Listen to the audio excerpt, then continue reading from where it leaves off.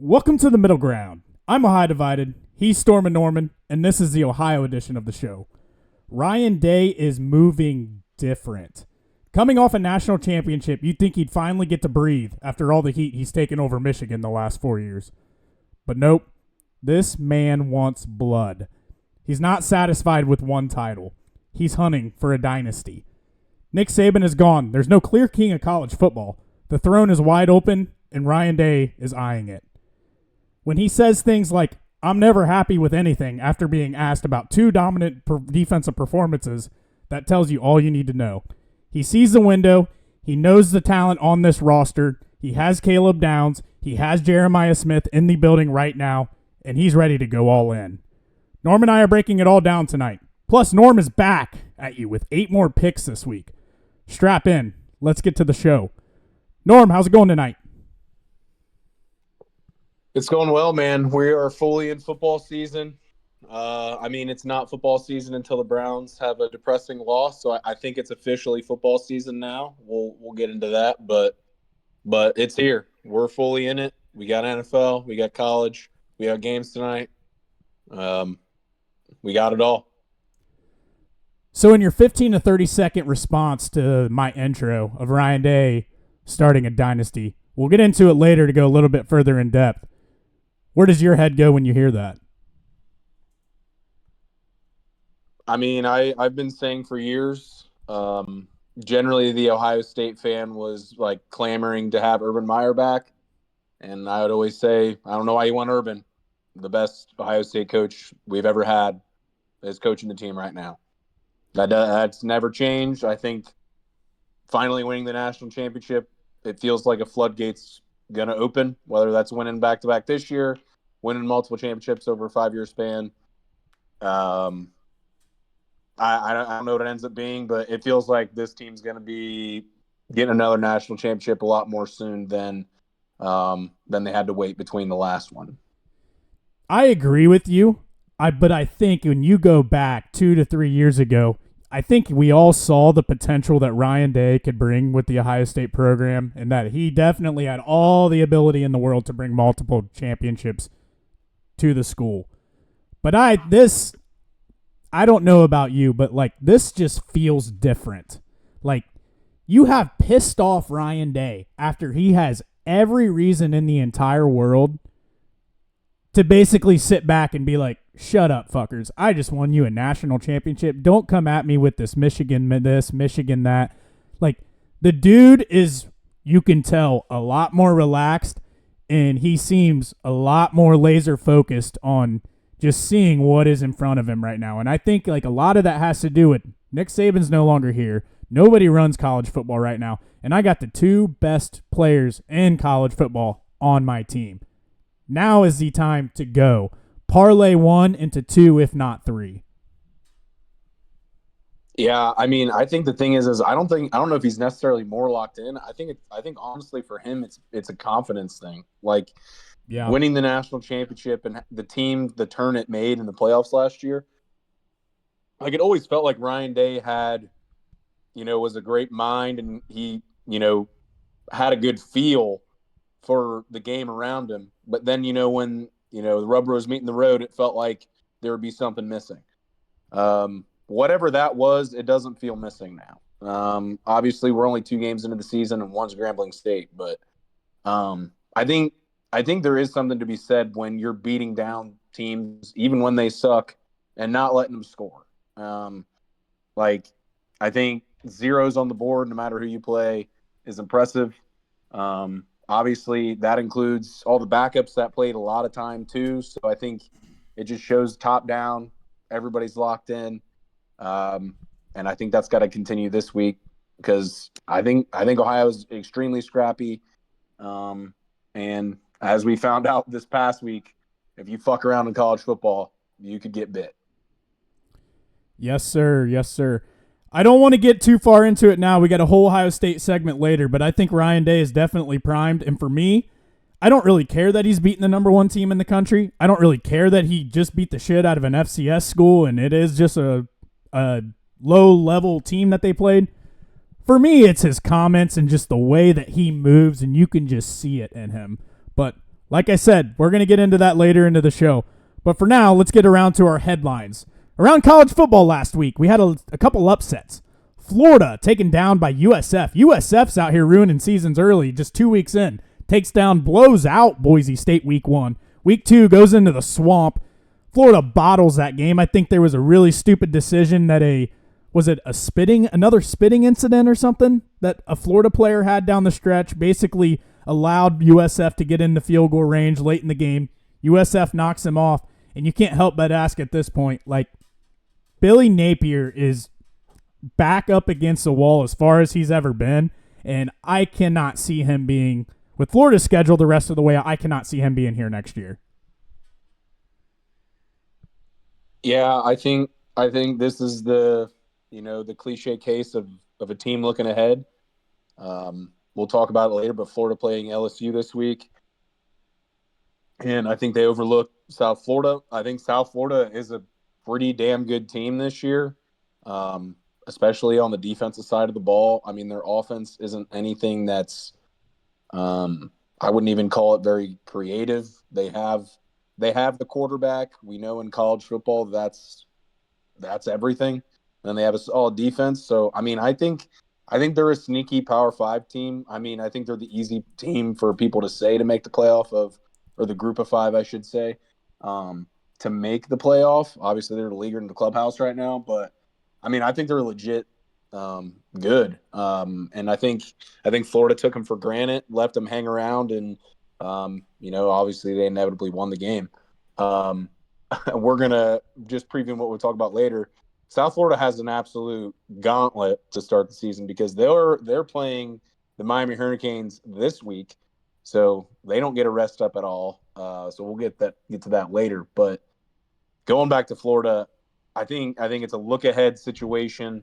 They got LSU, but at the end of the day, this Florida team, I feel like it wasn't necessarily playoffs or bust, but if they weren't, having their eyes on the playoffs and just missing, it felt like Napier was going to be gone. Obviously, that's not locked in yet, but I would say if we're putting percentages out there, I would say it's got to be at least 75% he's not back. I mean, anytime you lose to an in-state team that's not an in-state rival, I think I saw a stat that it was the first time since like World War II that they lost to a Florida team that wasn't Florida State or Miami. So just a crazy, set of circumstances for them to lose to the USF. Just how it looks. And I know I'm talking up USF, but at the end of the day, it's not looking good. And it'll be interesting to see how they respond and they're going to have to get up quick because we saw what LSU did to Clemson a few weeks ago. That defense is pretty legit. So, I mean, if you thought USF's defense is good, LSU's got another one that's better than that. So, for sure, that LSU defense is nasty with everybody they added in the portal. But the one thing I want to say about Florida is I know it's only 2 games into the year. Like DJ Lagway, uber talented kid, had a really good freshman campaign and everything. But I through 2 games that I've seen, and I haven't sat down and watched every single Florida game. I've caught bits and pieces. I've caught a majority of the USF game. But I guess I was kind of expecting a little bit more of a elevation in DJ Lagway's play just from year 1 to year 2. You hear coaches all the time talk about that step from year 1 to year 2 is about as big of a step as a kid's ever going to make in their entire college career, probably in the NFL too, just from their rookie year to their second year. You start to adapt a little bit to the speed of the game, the physicality of that next level, that type of thing. And, I mean, yeah, physicality is important in things for the quarterback position, but I think really like the speed of the game and just processing things as a quarterback in college football. There's still 10 games to go. Like, I don't want to jump the gun here, but I just expected a little bit more improvement or for DJ Lagway to be a little farther along at this point in the year or just with the good freshman campaign that he had. Yeah, I think at the end of the day, I think it's two-sided too. It's not just the speed. It's slowing down for you. It's also there's more film on you. It's kind of like we talk about with guys in the MLB that'll come onto the scene and be on an absolute hot streak to start their careers. Then all of a sudden they slump. Well, I feel like that's kind of year two, in college. It's like, all right, there's film on you. You can kind of identify weaknesses and see some things like that. And if you're not able to adjust to that, that's something that shows, well, can you really elevate to that elite level, that we were considering? Because it's not like DJ Lagway was just another quarterback. He was in the echelon of quarterbacks. That's like, obviously he's not able to enter this year, but next year, I mean, there's potential number one overall pick chatter for him. So it's like, like you said, I mean, obviously it's only 2 games, but I mean, it's still concerning to not see a lot of, big plays. Because, I mean, you're still seeing some of those, great throws and whatnot. But, I mean, when you're struggling with USF, that I know I mentioned their defense, but Florida's just on another level than them. They're a team that you should still be beating. And the point spread of that's like 18.5 points. And you're in a battle with this team. Like, not to say that Vegas isn't right all the time, but it's one of those things that's like, clearly in terms of a talent paper, you're a much more talented team, because that's all that really means. So, I mean, clearly it's not a good utilization of his talent around him. So, I mean, I think, there's plenty of time to turn it around, but I think it's kind of similar to the Leavitt situation with Arizona State. They lose at Mississippi State. I think Mississippi State's better than what I anticipated. I just thought that rebuild was still maybe a year away from, beating a team like Arizona State. But at the end of the day, Arizona State, their last drive to take the game leading field goal that inevitably wasn't enough, they had 15 runs and 1 pass. Sam Leavitt, another quarterback, potentially in that DJ Lagway conversation, which actually I think he might be eligible this year. Either way, he's the guy that's talked about, maybe not number 1 overall pick, but a first-round talent. And you're running the ball 15 times. I don't think it really matters. I mean, they did drive the field, but at the end of the day, they didn't score a touchdown. And you don't score a touchdown when you're first and goal because you're not willing to pass, or your quarterback isn't able to make a play. Obviously the defense is there, but I mean, just similar vibes that I got from both of those guys. Not a lot of elevating that I feel like we were anticipating. Like, it feels like a lot of level play versus those guys, kind of starting to come into superstars from where they were last year. Well, it's even like Sam Leavitt too. Like, your quarterback's not even able to make a play, but 15 runs to 1 pass, you didn't have the trust to let him make the play, which is probably even more alarming than anything. Like, you didn't even allow him to go try to make the play because you just didn't have the trust in him to do it. Yeah, I mean, and the thing is at the end of the day, I don't want to act like, I mean, they drove the field, stopped at the 1, kicked the field goal, but it's one of those things. It's like, I believe the only conversion was the 3rd and long that they completed a pass on, and they drove the field. But at the end of the day, they're keyed on the run. All it takes is one trust in your quarterback to be like, hey, this is the one. It's going to be there. We ran the ball 15 times to 1 or 13 times to 1, depending on when you're running this play, and you decided to run it again. And again, they drove basically the entire field and ended on the 1-yard line. But the ending on the 1-yard line is 1 yard shorter than what Mississippi State ended on, and that's why they're winning the game, and Arizona State goes home with a loss. Yeah, and it's like, this is a quarterback, and this is like a quarterback too that led you to the college football playoff last year and damn near knocked off Texas, who was in the semifinal and was very close to being in the national championship too. So this is a kid that's been in big moments, played in big games, and to not trust him against a team that you were better than, I don't know. That's pretty crazy. And I mean, we have to acknowledge, obviously, Scatterbo gone, but I mean, when you're running the ball 15 times, the run game was still good. You're not worried about it. Yeah, I mean, they drove the field. I think the issue is they had, like, if you were thinking about Arizona State this year, you'd think they'd be like one-dimensional the opposite way when you got Tyson and you got Leavitt. Right. when they're running the ball every damn play just to kind of, step on the throat, when you're stepping on the throat, you got to choke the guy out. Not scoring a touchdown, that leaves that little gap in there, and that all it takes is a huge play like Mississippi State, and game's over. It's not like you're going to overtime where you're going to run the ball 6 more times and score. Game's over. So I also say that to say, with how Arizona State was running, if that was the mentality, I don't understand kicking the ball fourth and goal at the 1. It doesn't really make sense to me because you ran the ball 15 times. If that is the mindset, then you run it one more time. And you anticipate the team, if you get stopped, it's a tie ball game, the team gets the ball at the 1.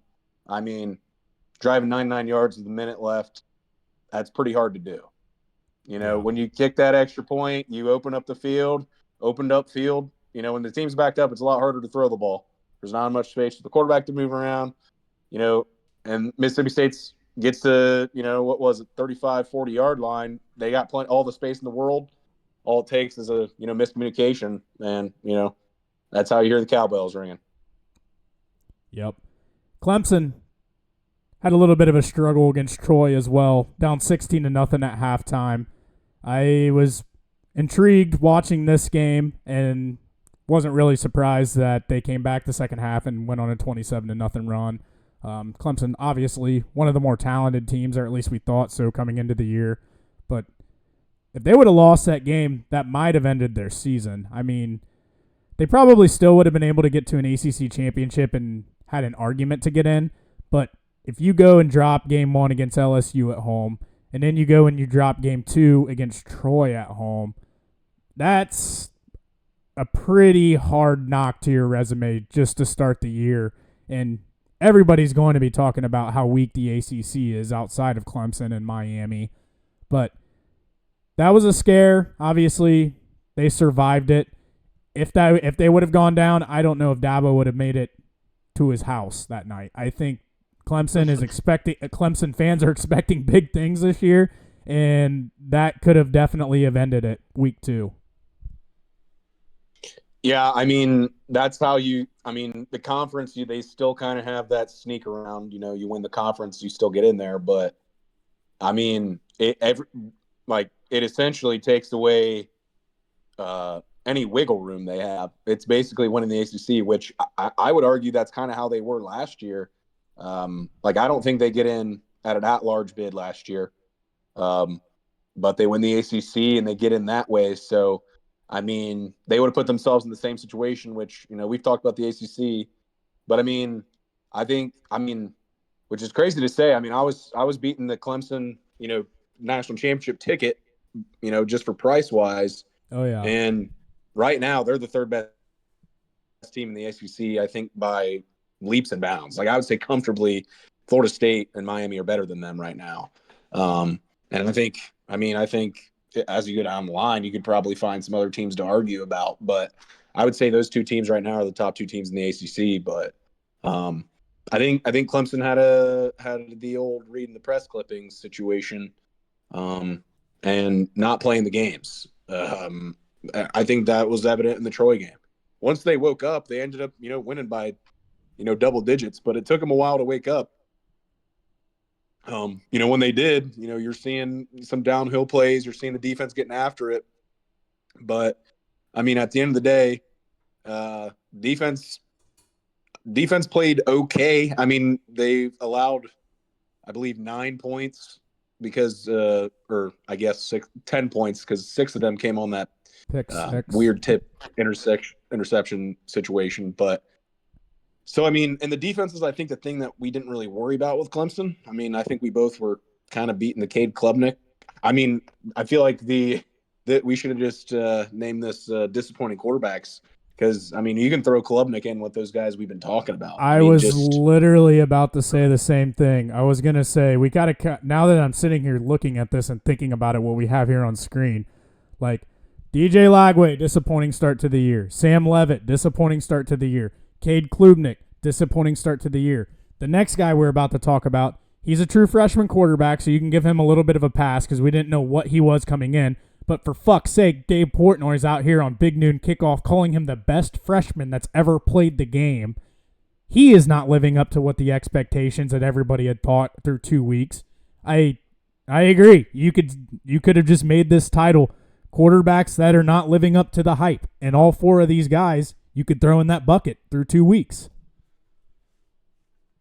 Yeah, and I mean, I hate to say it as a Ohio State fan, but I think Underwood's the one I'm giving the biggest benefit of the doubt to, because you have to. out of all the teams that they played, he plays the best defense and he has the least experience.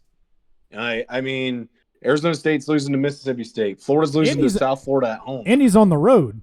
I mean, I know Arizona State was on the road, exactly. But Arizona State was a better team. Like, Michigan was dogs going into that game.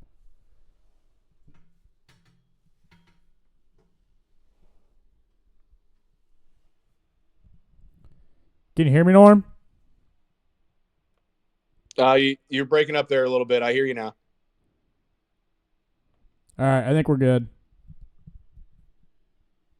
Yeah, but just to follow up, like, I mean, and just eye test with Underwood, I don't think he looked awful. Honestly, I think the game plan was something I was really disappointed in.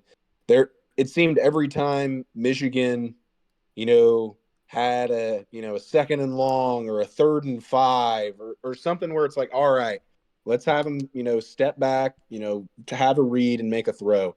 They'd run a screen. They'd try to do something too creative and too cute, which is way against, the Michigan I feel like we've seen in the past, where it's like, all right, here's a read, go off your read, we'll get the first down. And it's like, I mean, I think the run game isn't quite as good as what it had been, but I think it's more just a line situation versus, running backs. I thought Haynes looked okay. I mean, obviously he breaks the huge run, which was massive, but at the end of the day, I think Michigan just across the board isn't as elite as it had been at certain areas, and I think a part of that's because they're young in quite a few areas. But at the end of the day, Underwood, like, when they gave him some time, like, I think you can see it in Underwood. Obviously, there hasn't been a lot of tape on him yet, but I understand he's a true freshman. It's at Oklahoma, good defense, but there's a lot of times it seemed like they were running the screen pass when it's like, all right, freshman quarterback to run the screen pass. Like, I feel like there's a level of creativity that you can't just fall into the trap of being like, it's smart to, run a screenplay here. And it's like, well, both teams know that. And if you're trying to seriously try to beat Oklahoma at Oklahoma, you can't do that. And I mean, having the training wheels on, I think Ohio State, just to go back to week 1, I think maybe they, you could argue similar things for Sayin, but with training wheels, or even Arch Manning. But I think in Arch Manning's case, I think there were some throws, but I just feel like the young quarterback's like, well, if this guy's the starter, I don't think you can have the training wheels on for a game against Oklahoma, because I don't think they were as good. I think Oklahoma's defense is better than Michigan's defense. I think that was proven. And I think Oklahoma's offense was better. So you can't have the training wheels on.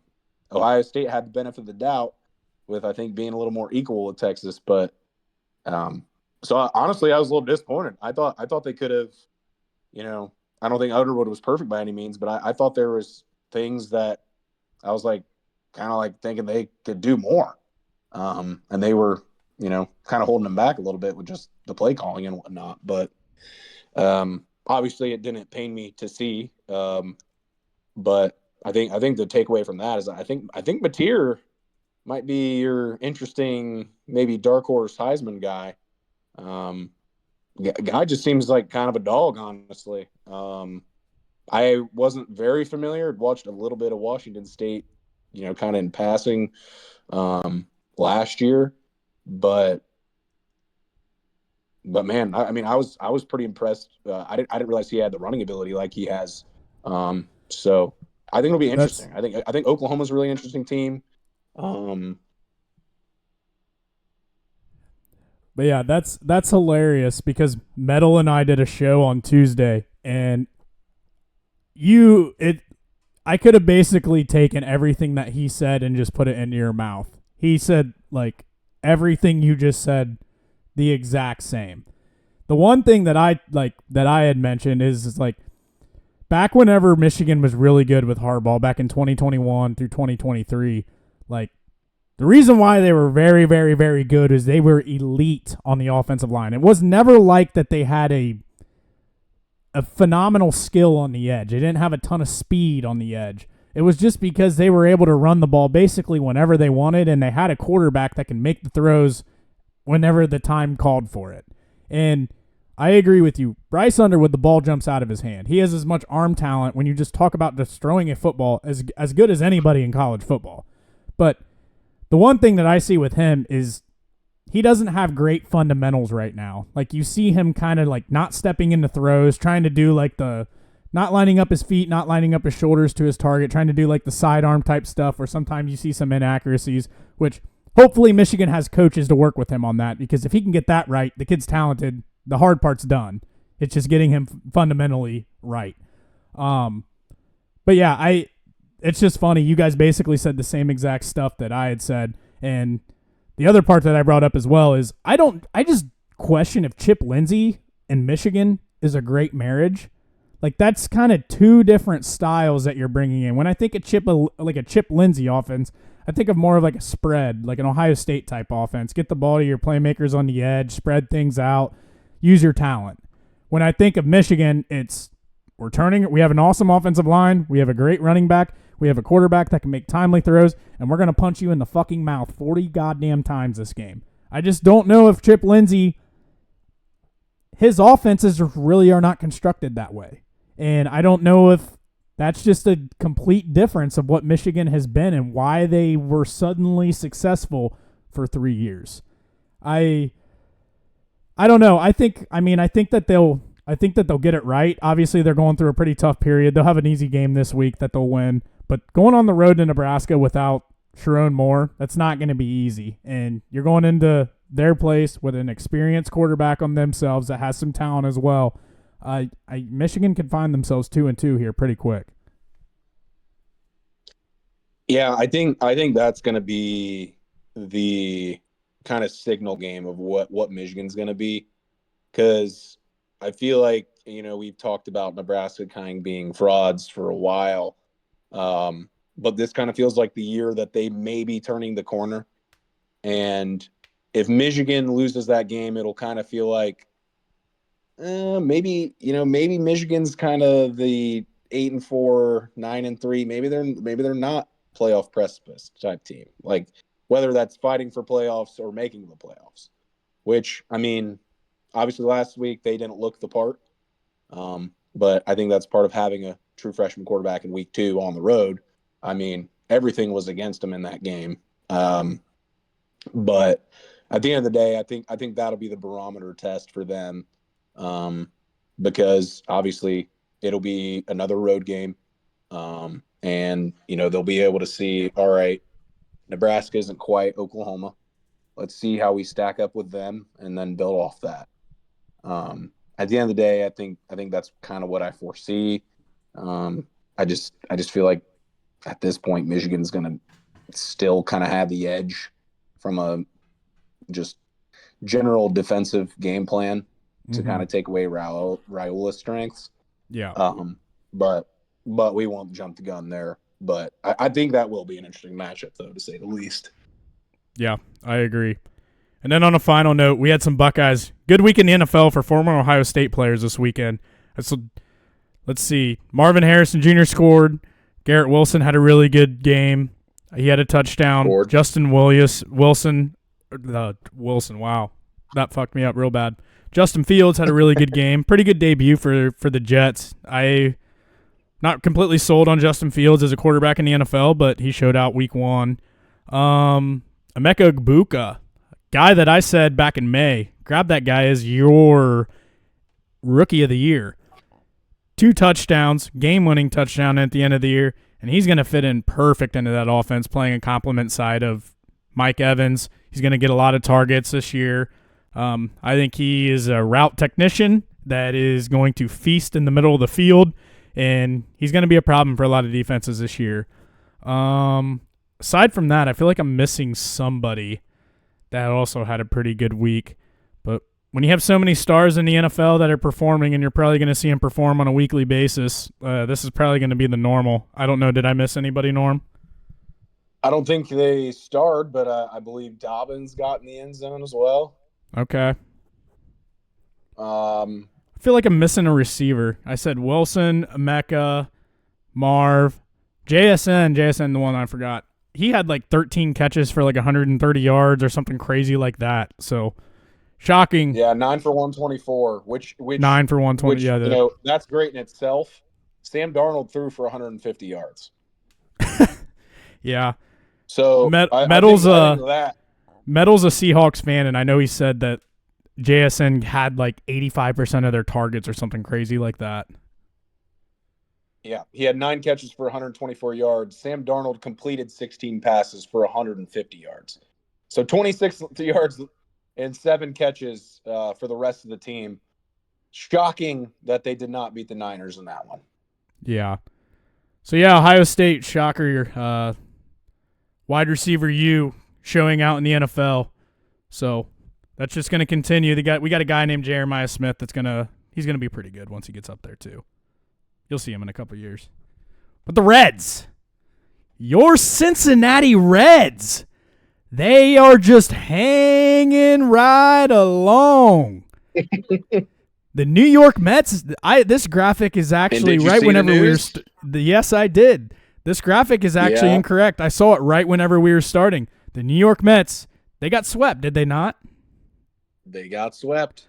They got swept, and your Cincinnati Reds are 1.5 games back. After being 2-8 in their last 10 like a week ago, they are back to 6-4. They're starting to figure it out. They're starting to win some games, and we're starting to believe again. Are they going to piss us? Man. I mean, are they going to let us down in the end? We know what's going to happen. I know what's going to happen. God, they're gonna. Once they went back 5 games, we said this. They're gonna cut it to 2 games, maybe a game. And here they come. Again. And you know what? I say that I believe, man. I believe, and I'll say for one big reason. Let's look at the last 2 series they had and the outcomes. Yeah. They beat the Mets in a series. The loss they had, a blown game. Was it not the first game of the series as well? I'm pretty sure the game they blew against the Mets was the game 1. Either way, game 1. We go to the Padres. They blow game 1 against the Padres in similar depressing fashion as they did to the Mets, and they come back and win the next 2. Last night, coming back themselves, and then Stevenson having that home run to take the lead, and the night before coming back from being down. So I say this all to say this Reds team is resilient as hell. I know we're, making jokes about them, but every time it seems like this team's out, it feels even a little different than teams in the past because they kind of put themselves out. Like they have like a good grasp on a game, because the amount of times they've blown a big lead or had a lead late in the game that it's been blown. Generally teams lose the next day or have a losing streak or lose the series because it's just air coming out of you. Just like we blew this one and we can't get up for the next game. This Reds team's not like that at all. They have, we'll call it bird brains. They bounce back quick. Focus on a loss like that. Exactly. And they bounce back. So that part of it I respect. It's 162 games. So that's what you need. And at the end of the day, when we were talking about in the past, it's like, well, I mean, to get back, you need the Mets to fall off a cliff, and you need to win. You need to take care of business that you have. And that's kind of what's happening. The Mets series. Obviously, if they sweep the Mets, we're in a different situation right now. But at the end of the day, you win the Mets series, you win the Padres series. We're on to athletics. Obviously, that's going to take another win. A series win. I think the big thing is that if they can sneak a sweep against the Athletics or the Pirates or any of these series coming up, which I don't mention the Cubs or Brewers because it just seems unlikely, which honestly I should throw the Pirates in there with how the Reds have played the Pirates in the past, but it just feels like there's a decent chance again. And I'll pull up the Mets schedule because I'm not as familiar with what they got left. But But looks like they got the Rangers this weekend. The I feel Rangers are like fighting for playoffs as well. yeah. Right now I feel like I'm like sitting on a dock over top of a pond and like I'm all in for these last 16 games. I'm all in. But to save my heartache and to save from breaking my heart, I feel like I've got like one foot in the water and then my other foot is just like my toes are dangling on the fucking edge. Like, God damn it. Here we go again. And to round it out with the Cardinals and then the Cubs and then the Pirates and then the Brewers, like, oh my God, I can't do this to myself. I know how this is going to end.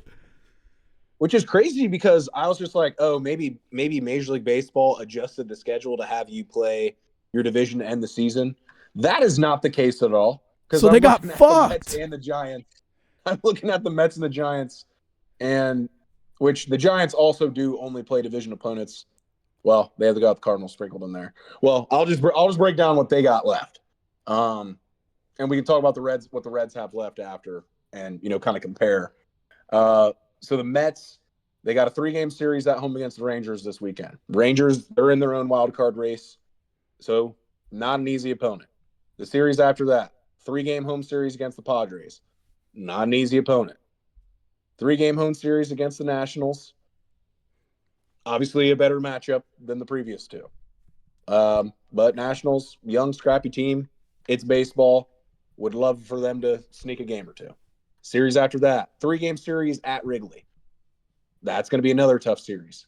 And then to close it out, they go to play the Marlins, which the Marlins haven't been playing as well lately, but, I mean, they've been a scrappy team as well. So, obviously, I mean, it's baseball. There's no free squares, but I wouldn't say the easiest schedule. We'll jump to the Giants. Giants, we're talking about that one not being an easy schedule. Here's the Giants. 3-game home series against the Dodgers. 3-game away series against the Diamondbacks. 4-game away series against the Dodgers. 3-game home series against the Cardinals, and a 3-game home series against the Rockies to close it out. So the Giants play the Dodgers 7 times. They basically half of their games left are against the Dodgers. That's disgusting. So that is massive. And then for comparison, here's the Reds. They got a 3-game home series against the Athletics on the road, 3 on the road against the Cardinals, 4 at home against the Cubs, 3 at home against the Pirates, and they end 3 on the road against the Brewers. The thing is, too, the Pirates, I'm sorry, not the Pirates, like the Cubs and the Brewers, in baseball, there's no such thing as resting your guys. Because a big part of baseball is consistency and like continuing to keep your guys into the routine of things. Because the second you get baseball players out of the routine, that's whenever they start to struggle. So like you're still going to see their best starters. You're still going to see their best hitters. You still are going to want to get them at bats. So it's not like you're going in to play the fucking Chiefs week 17 and like Patrick Mahomes and Chris Jones and all their best players are going to be sitting out because they already got a playoff spot. Why risk anything? You're still going to have to go out and win these games. Nobody's going to sit there and just hand this to you. They have to go take it.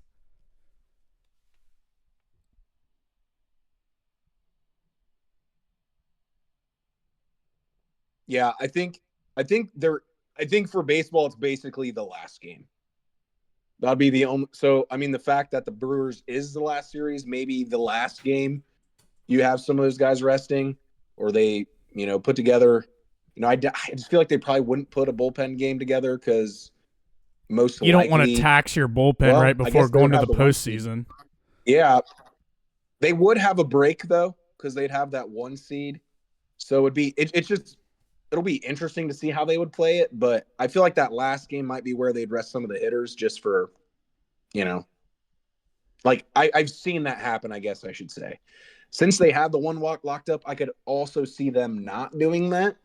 So, but I guess I say it to say, I kind of had in my head that the Reds' schedule was so much harder than the Mets and Giants. And as I look at their schedules, I feel like everyone kind of has a brutal schedule to end it. And if we're just going wins and losses against each other, the Reds kind of have the easiest when you single it all out. Like the Brewers, their win-loss is going to bloat it, and the Cubs is going to bloat it because they're so good. That's 7 of the games. So that's basically considered, like, let's say that's us playing the Dodgers 7 games. Well, the other 8 games we're playing is 3 against the Athletics, who scrappy team, but the Athletics, if we were to do a side-by-side, the Athletics have won 67 games. The Marlins have won 68. So that's kind of like a wash for what we were seeing with the Mets. Cardinals have won 72. That's kind of like a wash from the Giants side for the Diamondbacks. And then the Pirates have won 64 games. As we compare the other ones, that's the Nationals have won 60. So as you kind of side by side the teams playing each other, the Giants might have a slight edge on easiest just because they got that 3 game with the Rockies, but they're not that different, to be honest. Like, as I'm looking at it, I feel like the Mets have the hardest just because the real only, I don't want to say easy series because it's baseball, but is a home series against the Nationals.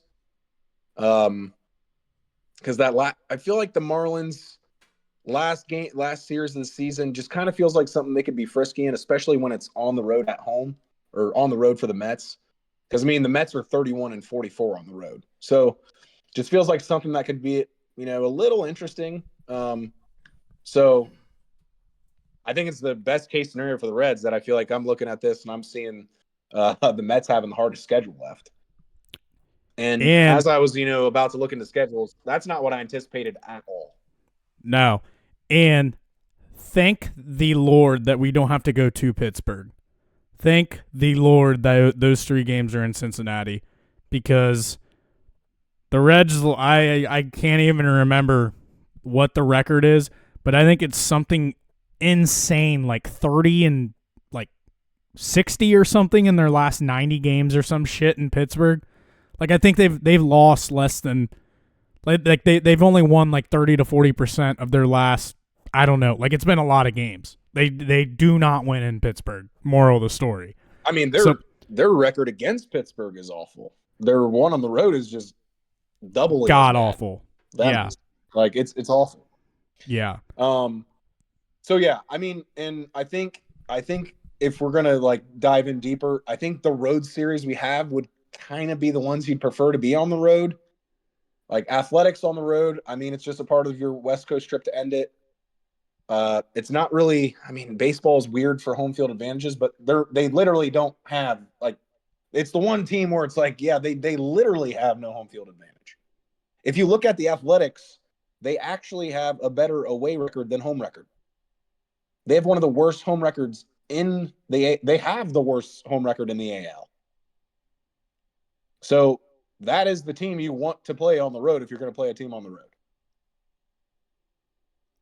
The only team who has a worse, well, I guess the Rockies as well. The Nationals and Rockies both have worse home records than the Athletics. But I mean, the more I'm diving into it, it's the more I'm believing again. So the Reds have gotten me. I'm all the way back. All I'll say is this: let's get 2 against the Athletics. We get a sweep. I'm probably irrationally confident. Buying playoff tickets. That I think that would be categories as that. So at least looking at prices. At this point, you just got to take it one game at a time. You have 16 left. You can't be sitting here being like, well, we got to win 2 out of 3 here, and then we need to win 2 out of 3 there, and then that'd be nice if we got a sweep here. Like, no, it is one game at a time. On a final note, I did see that Chase Burns is coming back this weekend.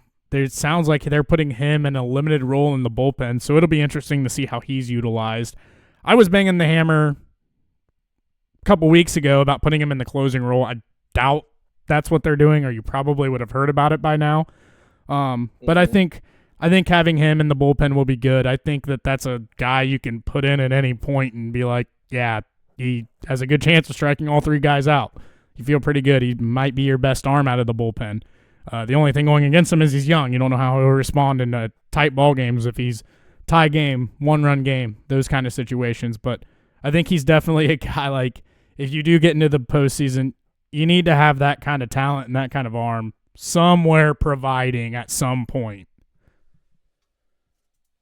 Well, I got a little sneaky update to maybe close the Reds. Rhett Lauder rehab start on Saturday in Louisville.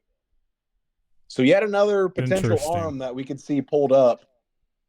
I mean, dude, if we get Burns and Lauder up and Green's back, I mean, dude, this rotation is nasty. And then you can figure out who gets to the pen, or maybe you have some interesting. I mean, I don't know exactly how they would manage it, but man, there'd be a lot of arms to go around, to say the least. And maybe it's Lauder that could potentially get thrown in the bullpen role. Could be.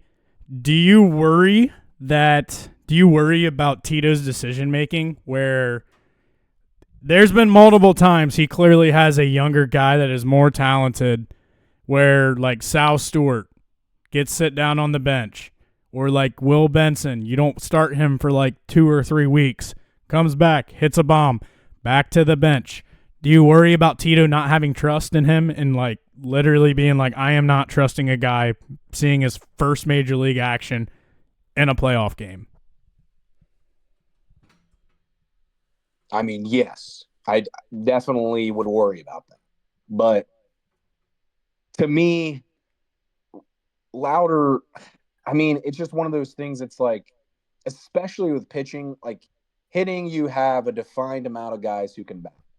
Pitching, you know, if a guy's willing to go to the pen or make an impact elsewhere, you need as many as you can get. So, I mean, I feel like it could potentially turn into, hey, Rhett's going to be a couple inning guy, or maybe he's like a 7th inning guy. So he's not in quite high leverage, or is still high leverage, but not quite, you know, that 8th, like setup man, 9th inning guy. But I just feel like when you got a talented guy, you got to have him up.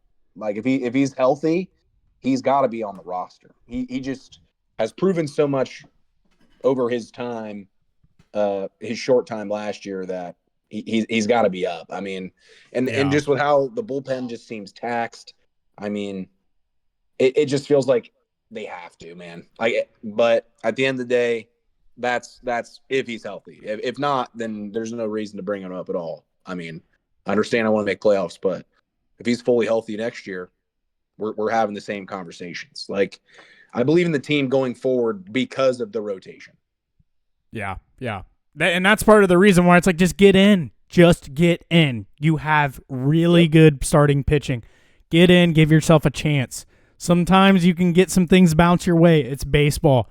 It's a little bit different than any other sport that's out there. A lot of times the lesser talented team can win more times than any other sport. So just get in. You have elite pitching.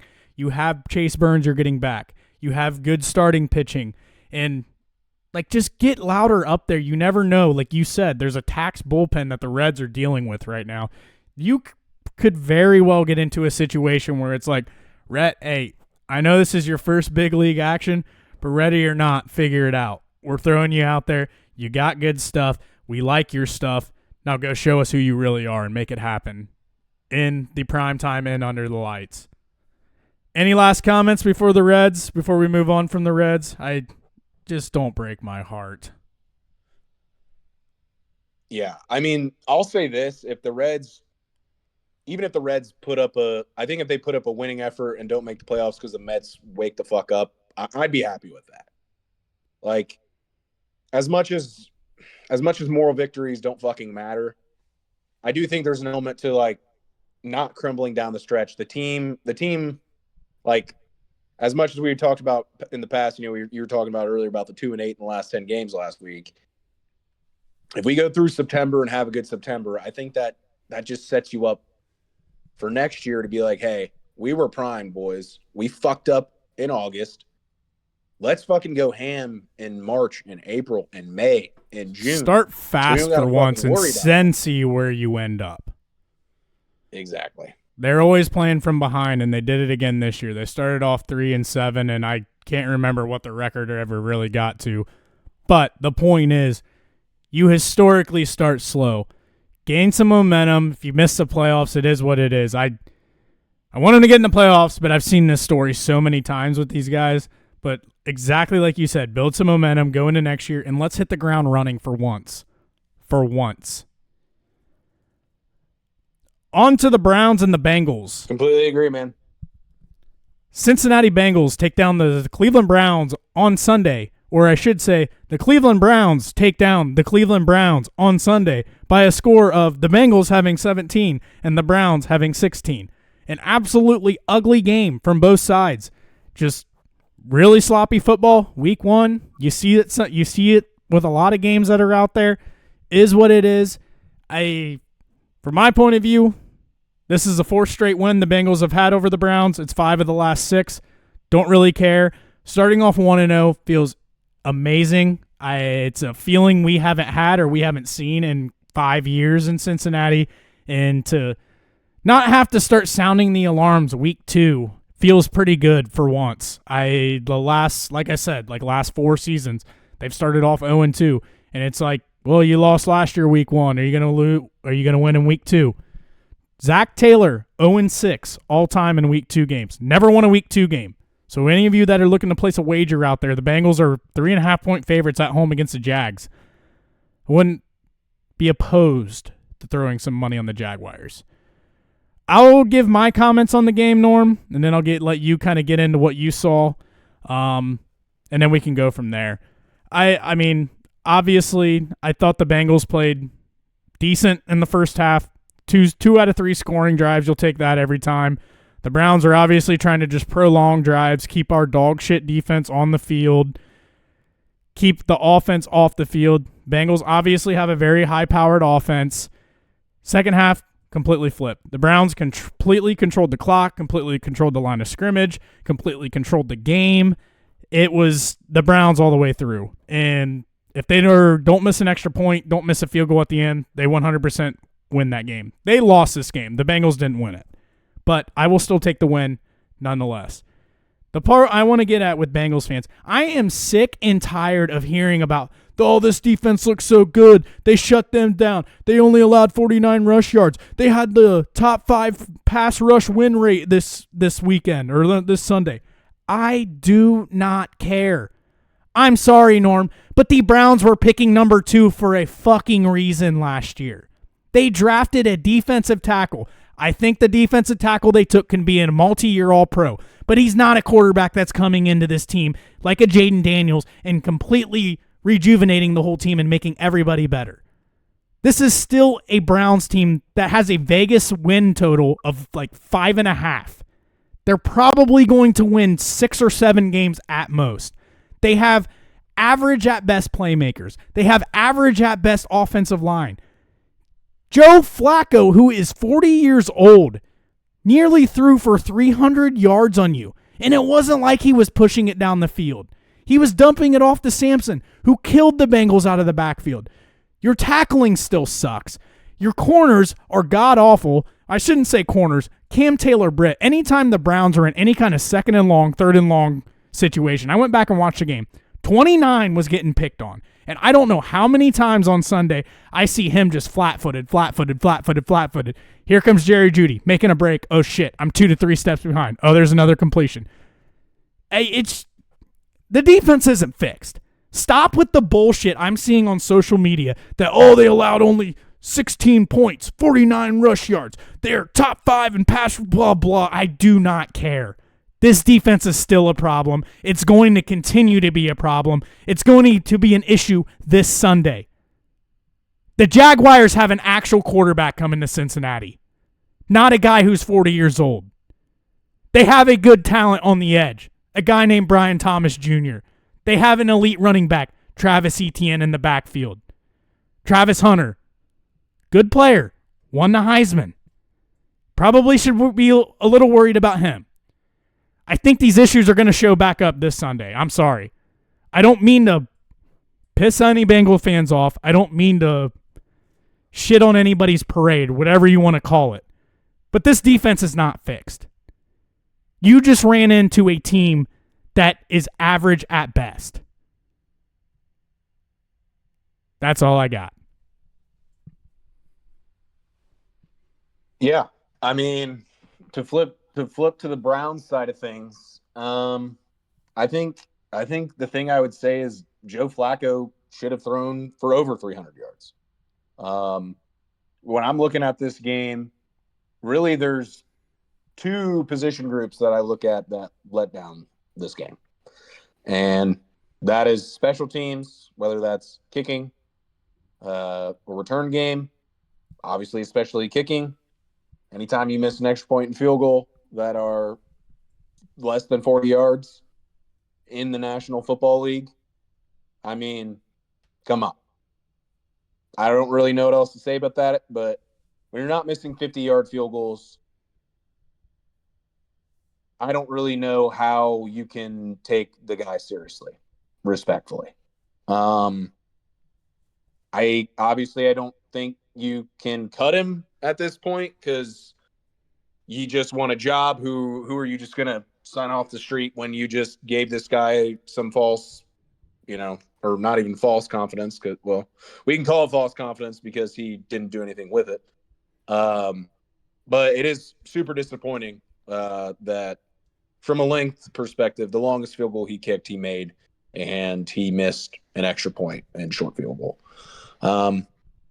It felt like the epitome of a Browns loss. When I look everywhere else besides, I guess receivers, I feel like they were good, but when there wasn't a lot of possessions in the game, timely drops shine even brighter. So there was just a lot of big drops. Two of them leading to interceptions. I don't think I've ever seen that happen twice in a game. And Flacco by no means threw perfect passes, but the fact that he threw a ball in places that only his receiver could catch it, for them to be intercepted is asinine. And it comes from a little bit of unluckiness, but also just not catching the ball. And like I said, not the easiest catches in the world, but to have them end up being intercepted, it just ends up being on the receiver. I'm sorry if it's not easier catch or not, but it's unlucky. I don't foresee a tipped ball flying into some guy's hands off a low pass happening two more times this week, but it was just tough to see.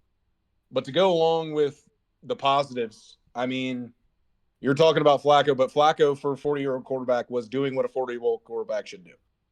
Reading the defense, taking what the defense is giving you, and getting the ball out. If you're looking at the receivers, the Browns had 4 guys with 50-plus yards, and all 4 of those guys had 5-plus catches. So that's spreading the ball around. The run game wasn't good, so we'll throw that on the list as well. I'll say this. I'm not a Jerome Ford guy, so I'm not shocked by it. Honestly, would have liked Sampson to have more rushes.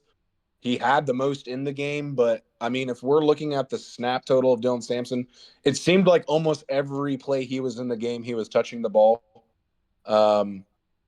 which is a good thing, but also bad because it shows how little of snaps he was getting.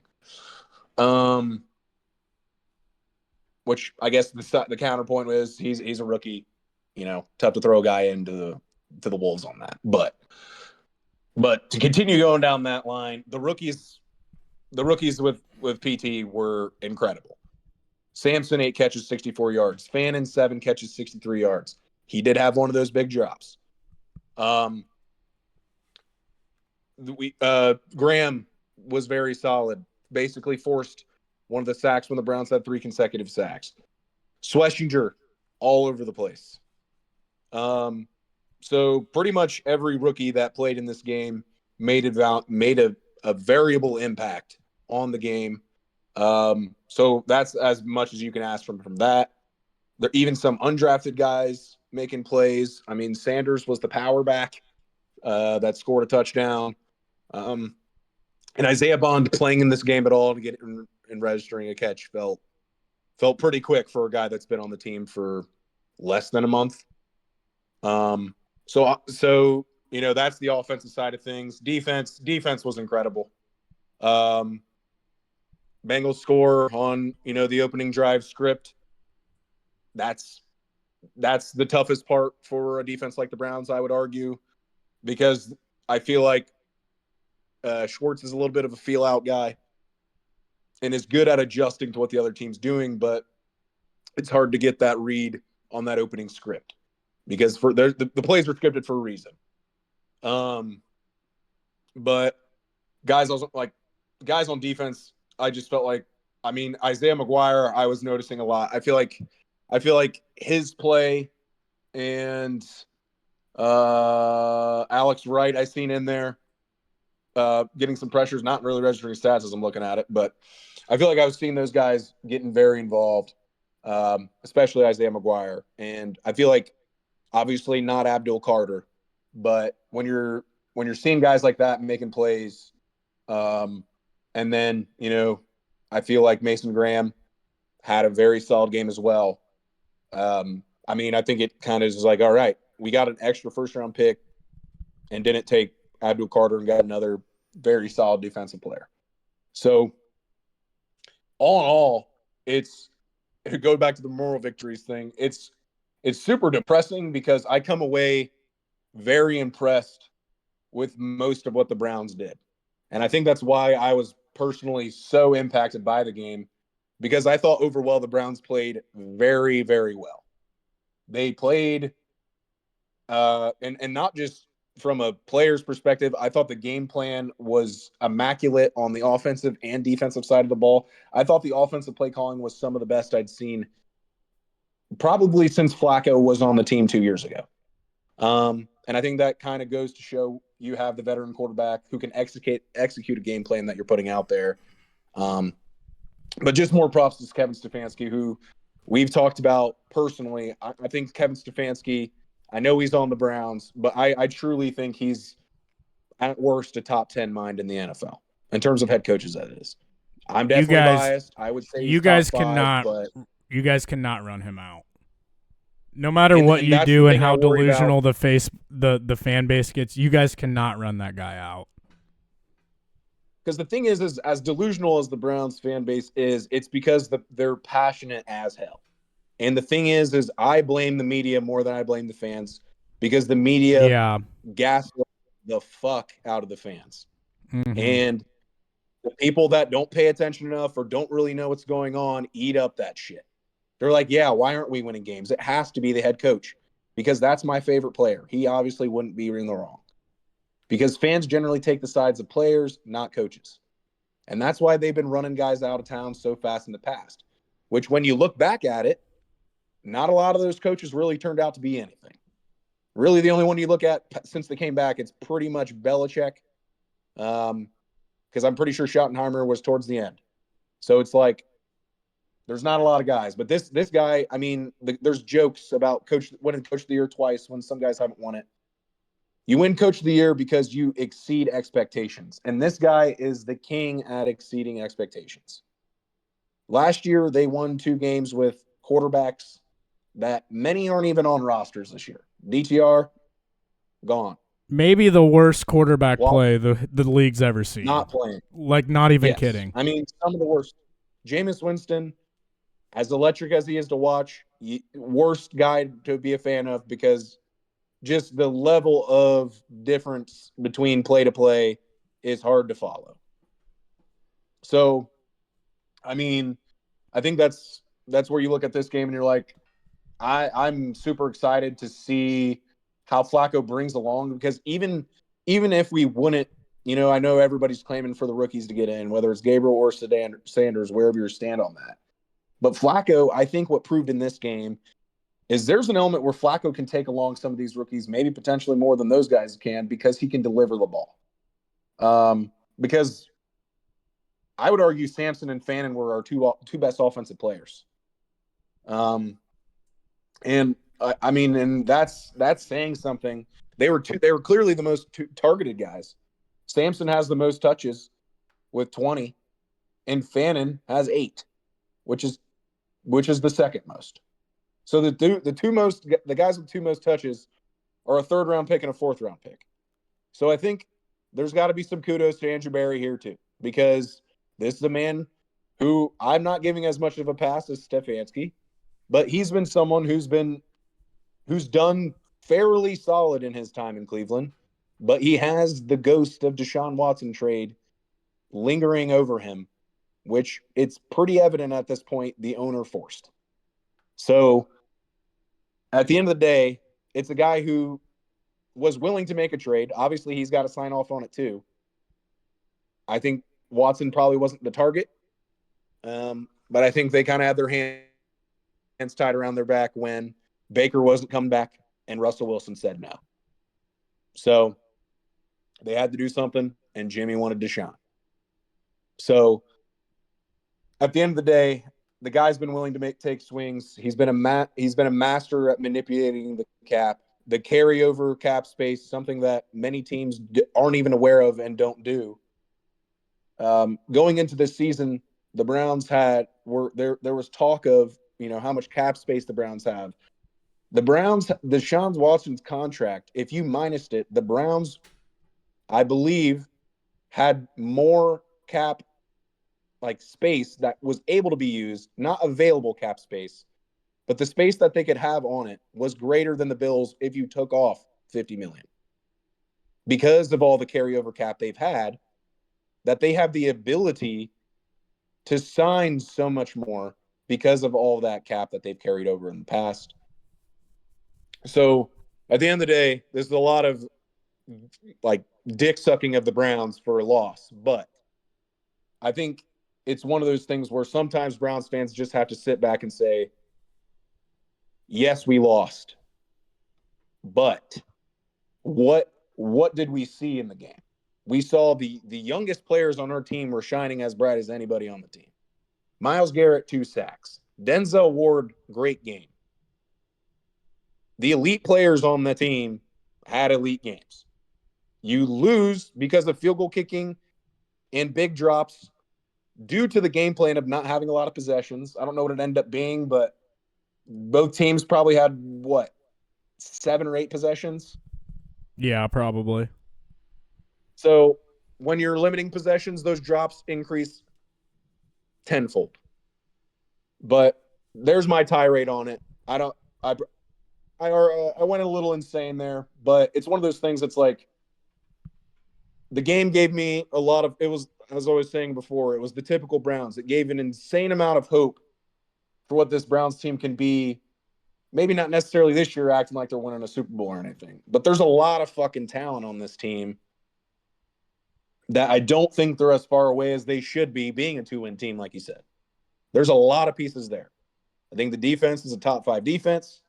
I think they have one of the best secondaries. I think if guys like McGuire produce like they did, this past week, the sky's the limit is for this defense. So if the offense has any competence at all, which it did a lot this past week, and why it's so damn frustrating, then this team could do something interesting. And the interesting thing could be ruining someone else's playoff chances. But I think they could be having an impact on the NFL. Whether that's making the playoffs, I'm not going to act like I'm saying that, but I'm more so saying, they're playing the Ravens in Baltimore this week. They beat them last year. I know they're big dogs. I don't think it's that crazy to say they go into Baltimore and could potentially win that game. I mean, no, they don't think it's that crazy. They were one of their 2 wins last year. That's not crazy to say. But do you factor in the fact when you talk about the offense that the Bengals had a bottom 5 defense last year? It's definitely, it definitely matters, but at the end of the day, it has to matter more what we're doing than what the other team's doing. Yes, it's easier to execute a game plan when you're playing against the Bengals. Won't argue with that at all. But I'm not going to be bitching and moaning about executing a game plan no matter who the team is. You know what I mean? It's kind of like the Grambling State thing for Ohio State. It's like some people would be like, oh, you beat a team 70-0. Who cares? You held a team to 0 points and you scored 70. You did good things. Obviously, it's not the same level as that because they didn't win and they made mistakes that caused them to lose. But there was a lot to take away from this game to be like, there's some studs on this team. I mean, Samson, I'm not saying is Alvin Kamara, but in terms of the receiving game, there was a lot of similarities on things he was doing. He's not a big guy, but he was, which, I mean, again, could potentially be partially Bengals, but wasn't an easy guy to tackle, and he was making a lot of guys miss. So, we'll find out this week how much of that was the Bengals and how much of that was Dylan Sampson. But anytime you're seeing rookies featured in week one that much, I feel like there's a long way we can go in terms of having these guys start to carry. So there's my tirade.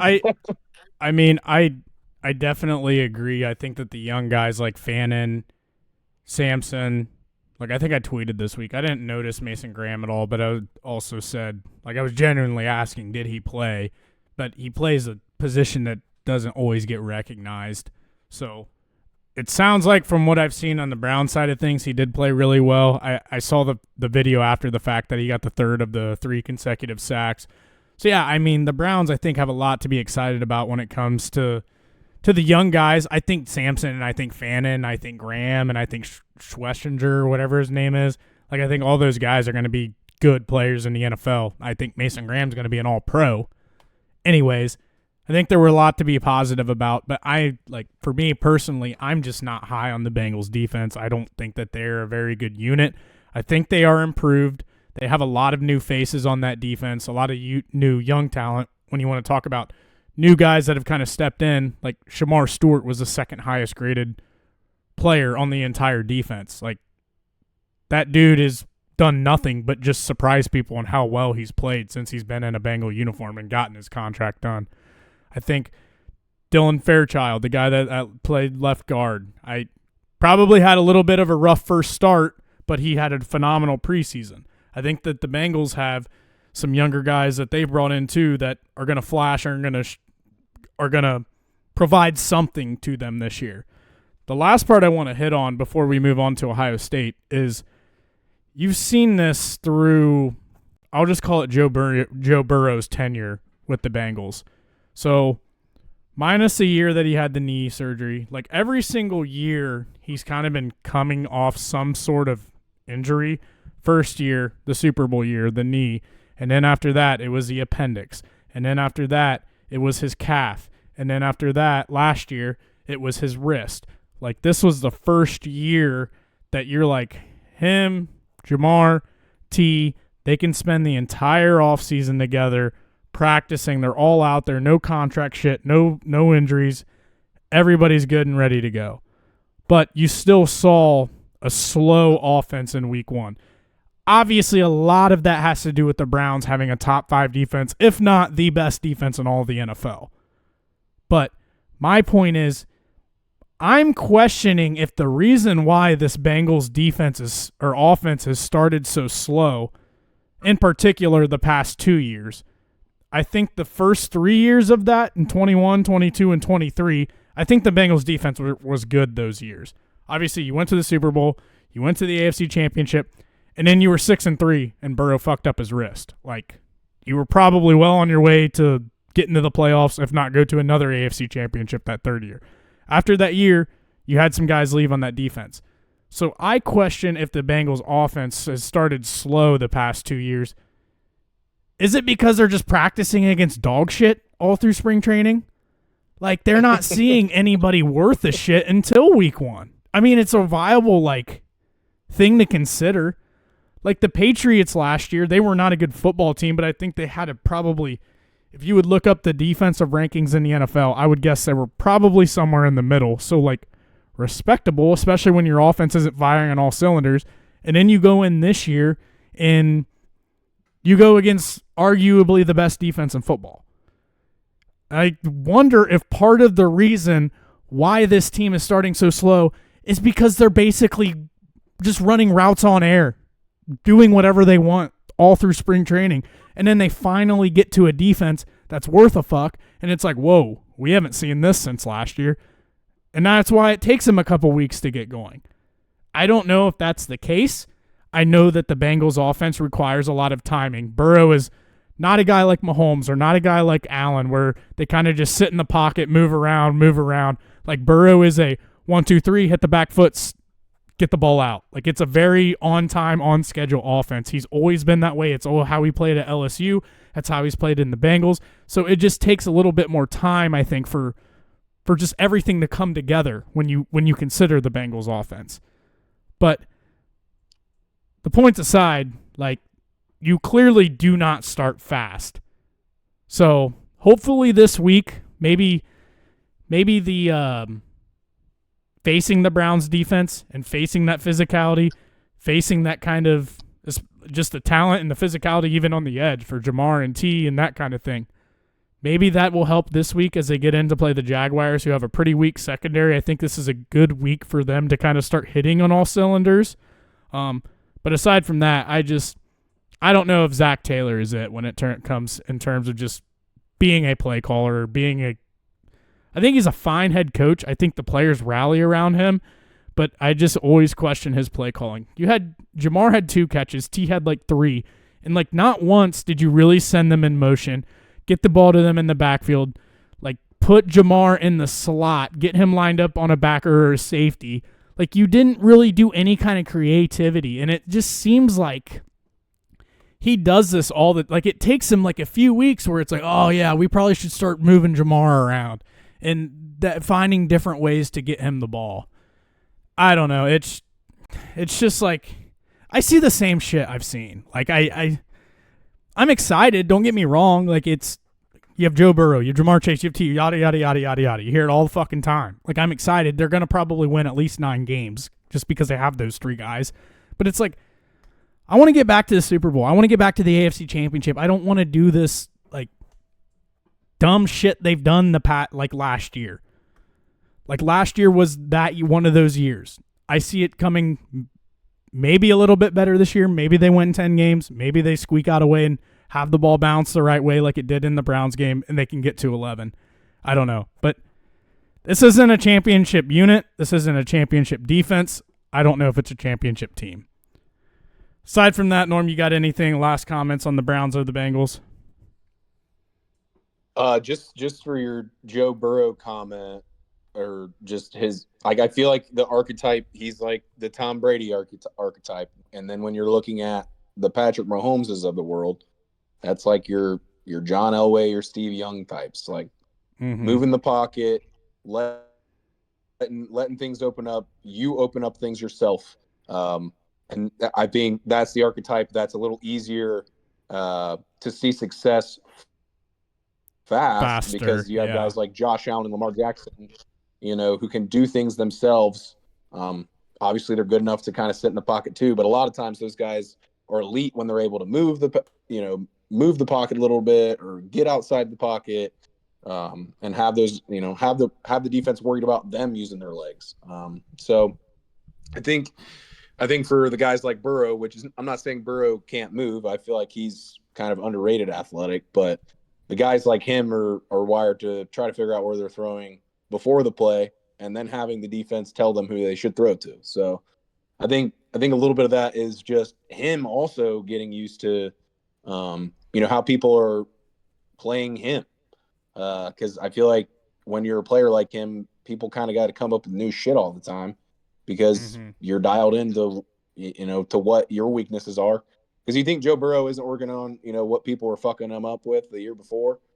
Well, people are coming up with something else to, so obviously not specifics on that. But I think that's part of it too. Like, I mean, I think the defensive thing's kind of a funny way to look at it, but I don't think it's the craziest thing. But I do think a lot of it actually has to do with the timing side of the offense and how, the timing isn't necessarily going to be on right away, just because as much as you practice, nothing like full speed is full speed. Like, even when you're going up against another team, like, or even when you're going up against your team, like, there's just a level. It's not a game. Like, that's why I think those like inter squads, like practice scrimmage things that happen now are huge and really good because I feel like teams are starting to get a little bit more prepared faster. I don't know how. I mean, I wasn't tuned into what the Bengals or if they did any of that, but I know the Browns did that this year, and I think it prepped them better defensively because I know they went against the Eagles. So I think they're a little bit more ready because I think readiness is something that doesn't really get talked about enough because no one plays in the preseason like no one's playing a lot of snaps in the preseason because people are more worried about you being healthy than like, all right, you better get playing for this preseason game. Like no one cares like that. So I just think it's an interesting thing to look at where it's like I think it has a lot more to do with the timing than like I mean I don't think I think play calling could have opened things up a little bit more too because like as much as I was bitching about the Michigan side of things, like them just throwing screens and obvious downs and things like that. They don't have Jamar Chase, a guy where you just throw him the ball and he'll probably make a play. Like, so, or even like T. Higgins, which the Browns didn't. I mean, I just recall one play specifically where there was kind of like a jump ball to T. Higgins and the guy made over and made a play because I think Joe thought he had a little more time than he did. Just put an air on a ball and said, throw it up to T. He'll high point it. Gave the guy a little time to knock it out. But, yeah. So, like, just things like that, I feel like they could have done more because, I mean, as much as the Browns secondary is great, there's ways to get guys the ball. Like, it's – and like you said, I didn't think there was enough creativity to do it. Obviously, they win, so they get away with it. But another thing that I feel like we talked about a lot on the day of the game was the Bengals were kind of running the ball all over the Browns to start the game. And it felt like they kind of got away from it. They got away from it. Unknown reasons. So that I didn't really understand either. But the thing is for getting away from the run game, they weren't really passing well. So it just didn't really make sense. And I think, like you said, I think a little bit of it had to do with, the Browns defense, but I don't think it was all of them. I think play calling. Like we talked about this too. I want to move on to Ohio State, but real quick. We talked about this too. Like Zach Taylor is good at putting together a game plan, but whenever that game plan isn't going as planned, he's not good at making adjustments. So I'm sure his game plan was not to go in there and say, hey, we're going to run the ball, I don't know, 25, 30 times with Chase Brown. I'm sure he had a game plan to go out there like, hey, we're going to establish a run in the first drive, and then after that, we're going to start hitting them with our weapons through the air. He got into that game plan of trying to put the ball in the air, and it really wasn't working because the Browns have a really good pass rush and really good DBs. And again, you're not where you will be here in probably 2 or 3 weeks with the offense. So I don't know how much of it was that where the game plan was to spread the ball out to your talent, which, don't get me wrong, it's a good game plan. Probably a good decision to try to get the ball to Jamar and T. But he just doesn't really ever seem to have the ability when the game plan that he put together isn't really working. He can't really figure something out or adjust at all. Any last comments on Browns Bengals, Norm? The last thing I'll say is I think the thing that's evident with that was the second half stats of having 7 yards in the second half. Right. Yeah. Oh, well, I mean, like I said, I feel like I've done nothing but bitch through this segment. 1-0. That's all I've been telling myself all week. Last year, if the Bengals could have had a game, they've had probably 5 of their 7 losses that were just absolutely gut-wrenching, just bullshit stuff that happened down the stretch that they lost. They didn't win any of these games last year. They won it in week 1. They're 1-0 for the first time in like 5 years or whatever it is. Like, I'm going to take 1-0. Yes, I have my worries. I worry about the defense. I'm not worried about the offense one bit. They're going to figure it out. Like, that will be fine. But we're 1-0. Didn't look pretty. You always take wins in the National Football League. On to Ohio State.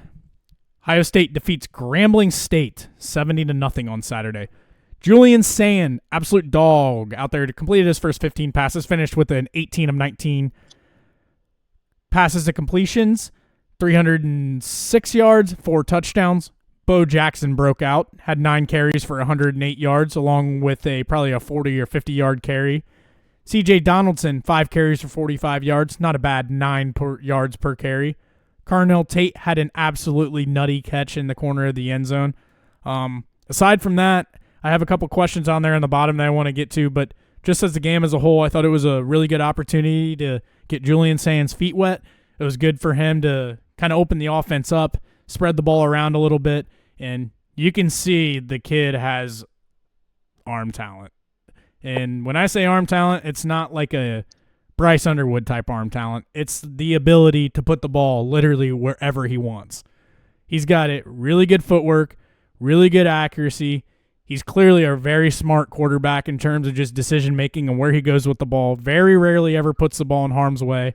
And the one interception that he had on the goal line, I think that was the one pass that I've seen him, even through Texas, even through Grambling State, if you watch that play over with, what he was anticipating or throwing, you could tell he kind of froze a little bit, or he kind of flinched, I guess the better word is. I think he was trying to go for a slant over the middle, flinched, and then he's like, oh, I got my guy heading to the pylon on the backside, threw it late, and then that's where the interception came from. Obviously, I don't think the interception's a bad thing.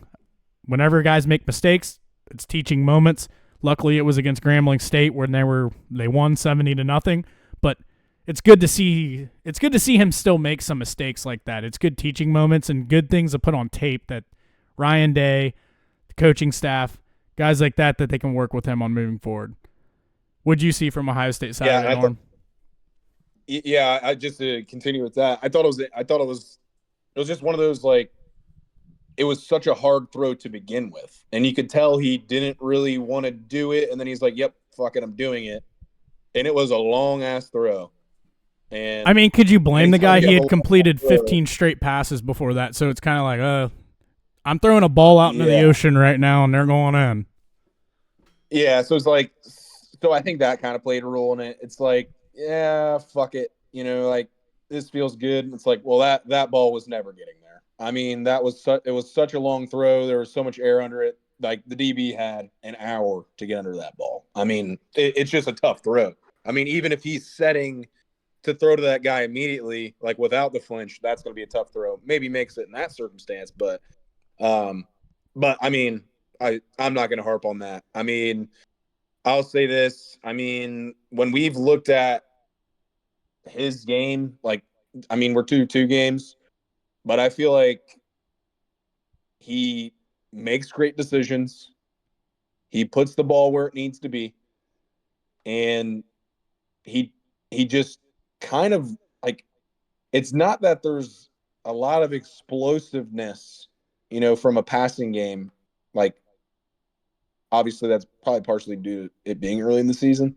But I think a lot of that has to do with it's just like it kind of goes to the burrow of processing. Like, what's going to be there? Mm-hmm. That's there, throw it. And when you're Ohio State, guys are getting open pretty fast.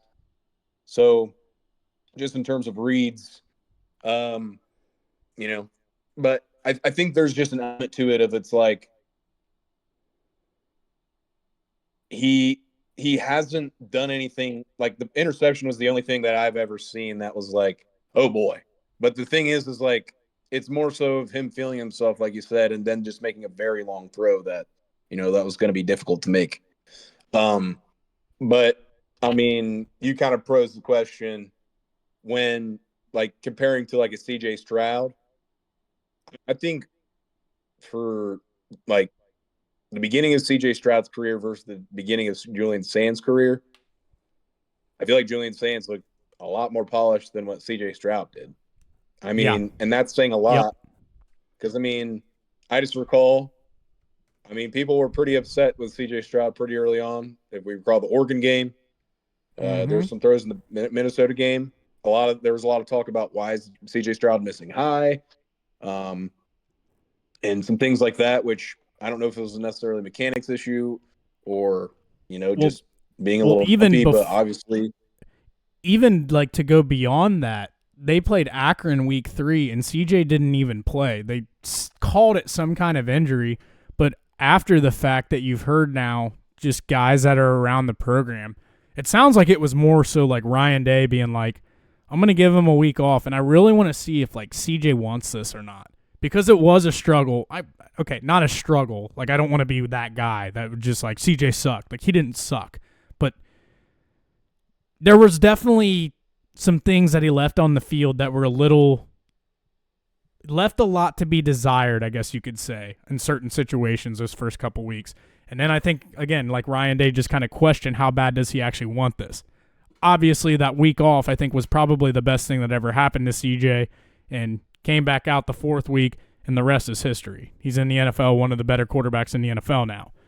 But I agree with you. I think Julian Sayin has kind of gotten off to a better foot than what CJ Stroud does. But he reminds me a lot of Burrow, getting the ball out quick, like kind of like that timing type quarterback that you were talking about. And then the accuracy of like CJ Stroud. Like the guy is a ball placement specialist, put the ball basically wherever the hell he wants, where only his guy can get it.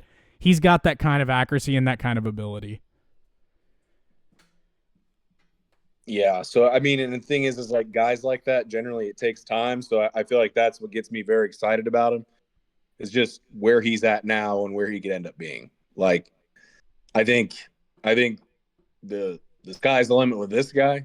I mean, this offense is only going to get better as he meshes with his receivers, and so, I mean, going back to, the Ryan Day, talk to start it off, like, I believe in the back-to-back, man. Like, I believe before the Texas game, we talked about how we felt good about, in that Texas game, winning that with the defense and whatnot.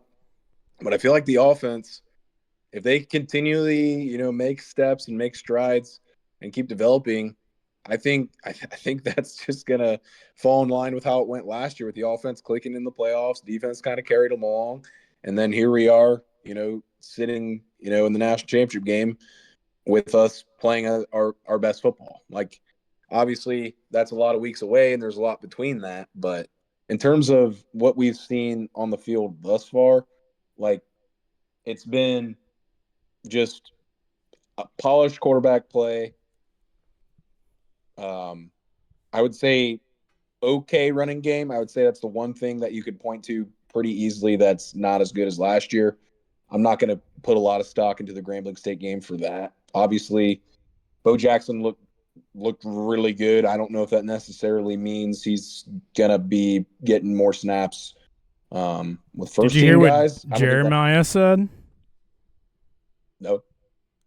He basically said that boy needs more carries.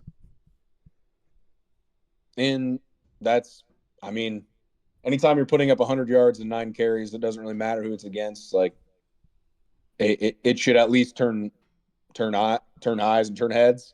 But at the end of the day, we'll see what ends up coming from that. But I think from the running back standpoint, that's the one thing I'd point to. Still see some guys developing there. But I mean, I feel like receivers have been solid. Carnell Tate feels like he's been, taking that next step. I mean, Jeremiah's Jeremiah, not something I'm ever going to worry about. And then I feel like the defense is just flying around. Secondary, been as good as it was week 1. Just staying solid, making the right play. I know early on Grambling State's quarterback had a lot of completions, but I think that was kind of by Ohio State's design. Like, we're just not going to get beat. Like, go complete a pass, we'll wrap up, tackle. We're not worried about that. And I think that's a fine game plan to have, especially like in teams that you're better than. It's like, all right, wrap up and tackle, and these guys, they're not going to beat you. They need big plays to beat you. So I think I foresee that as kind of the game plan again this week. I think Ohio has obviously a way higher chance of having a big play than Grambling State. They've, obviously they just beat West Virginia. They had a tough loss to Rutgers that they, arguably should have won. So, I mean, and obviously I'm not comparing us to those teams. But I mean, it just shows they're a scrappy enough team that they'd like to make it interesting.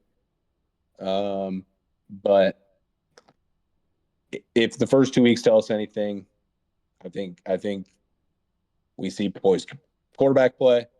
Maybe we see the ball trying to hit the ground even more, just trying to, just get guys more touches. I mean, obviously Donaldson only getting 5, even Bo Jackson getting 9. I don't know what Peoples' number was, but it wasn't a ton of carries either.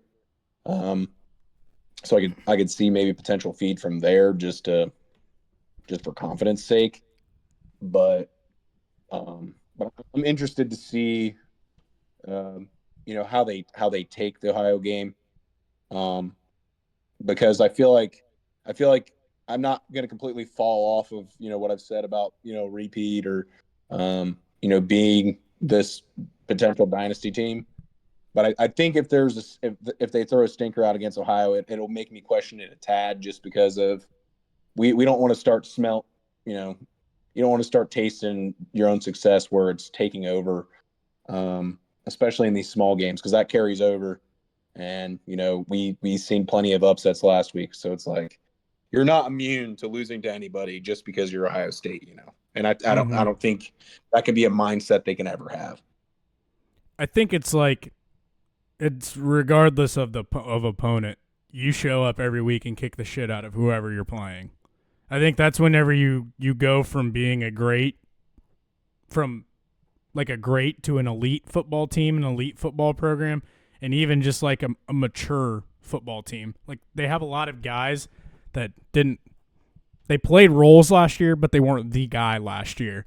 So I think that it goes a long way where if you come out and just dominate Ohio, like, that this team is laser focused, no matter who the opponent is, they're focused on whatever the game is, going out there and performing and ultimately dominating, because they are far better than about anybody and everybody that they're going to play this year.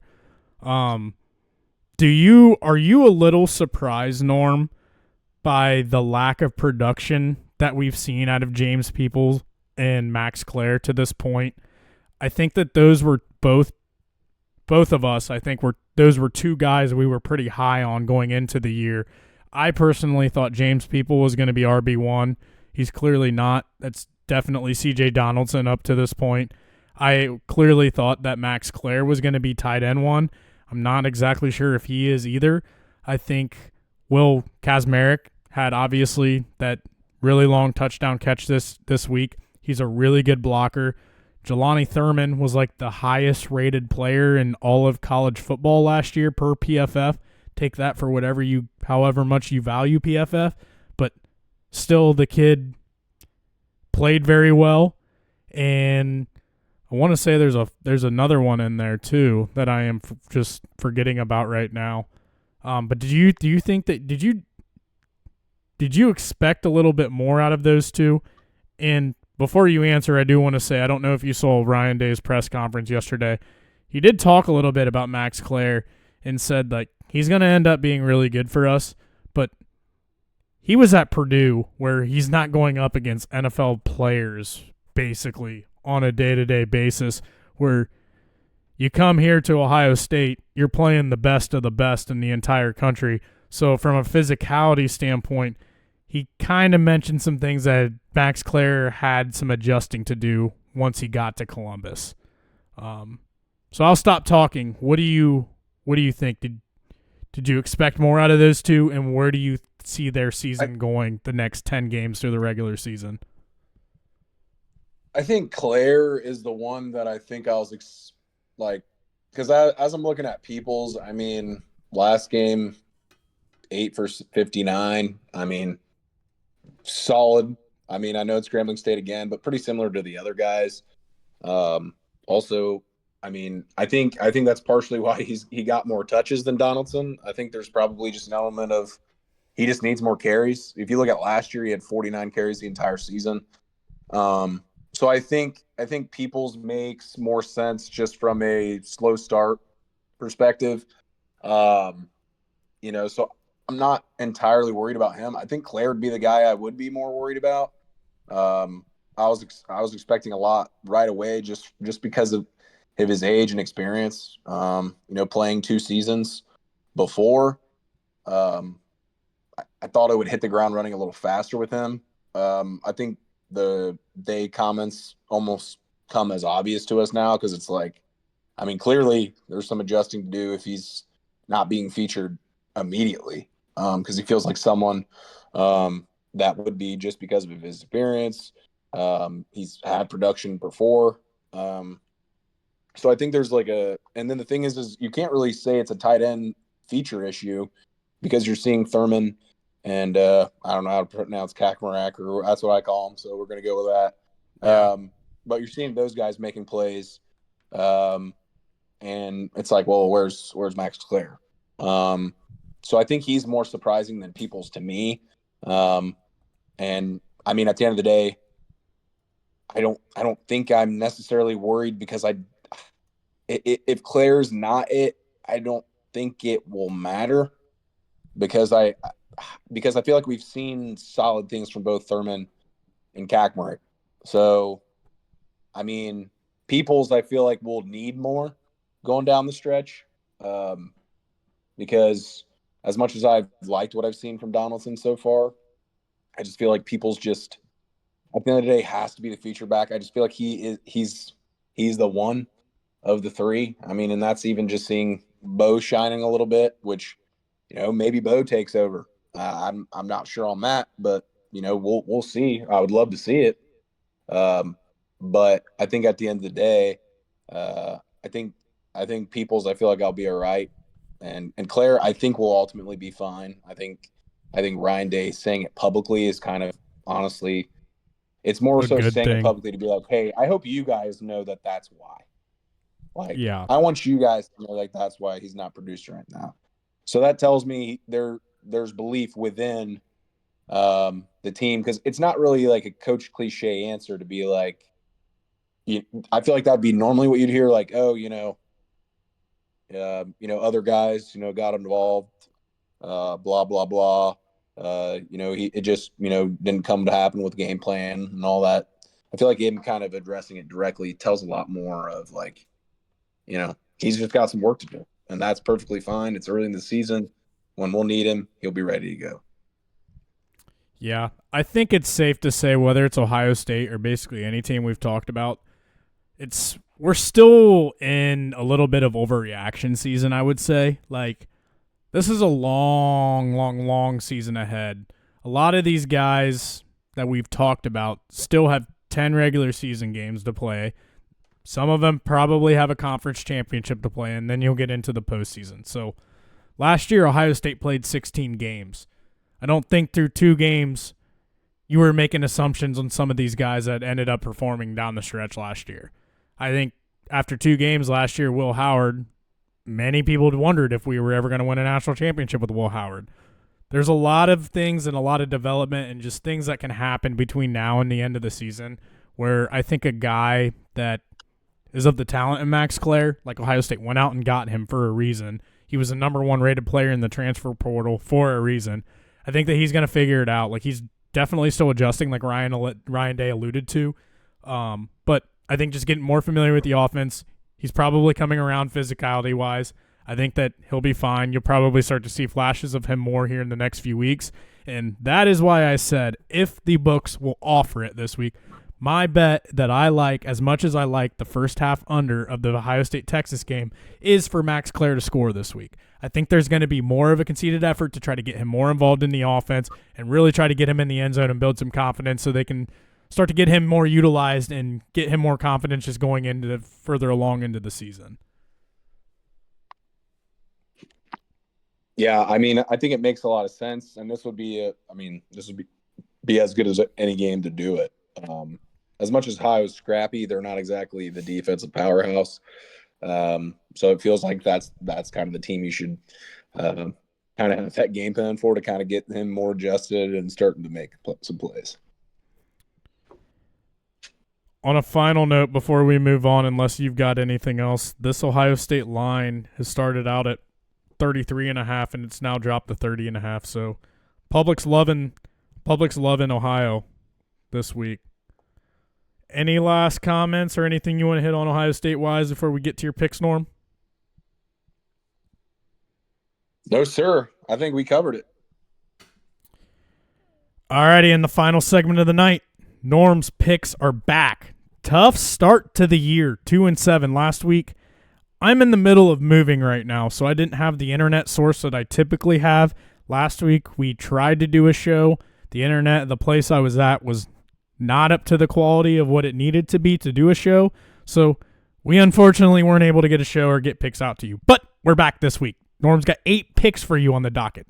First, Clemson. Number 12, Clemson. On the road, favored as 3.5-point favorites on the road at Georgia Tech. Norm, why are you going with the Tigers here? 2 reasons. The first, Clemson's second half was the Clemson.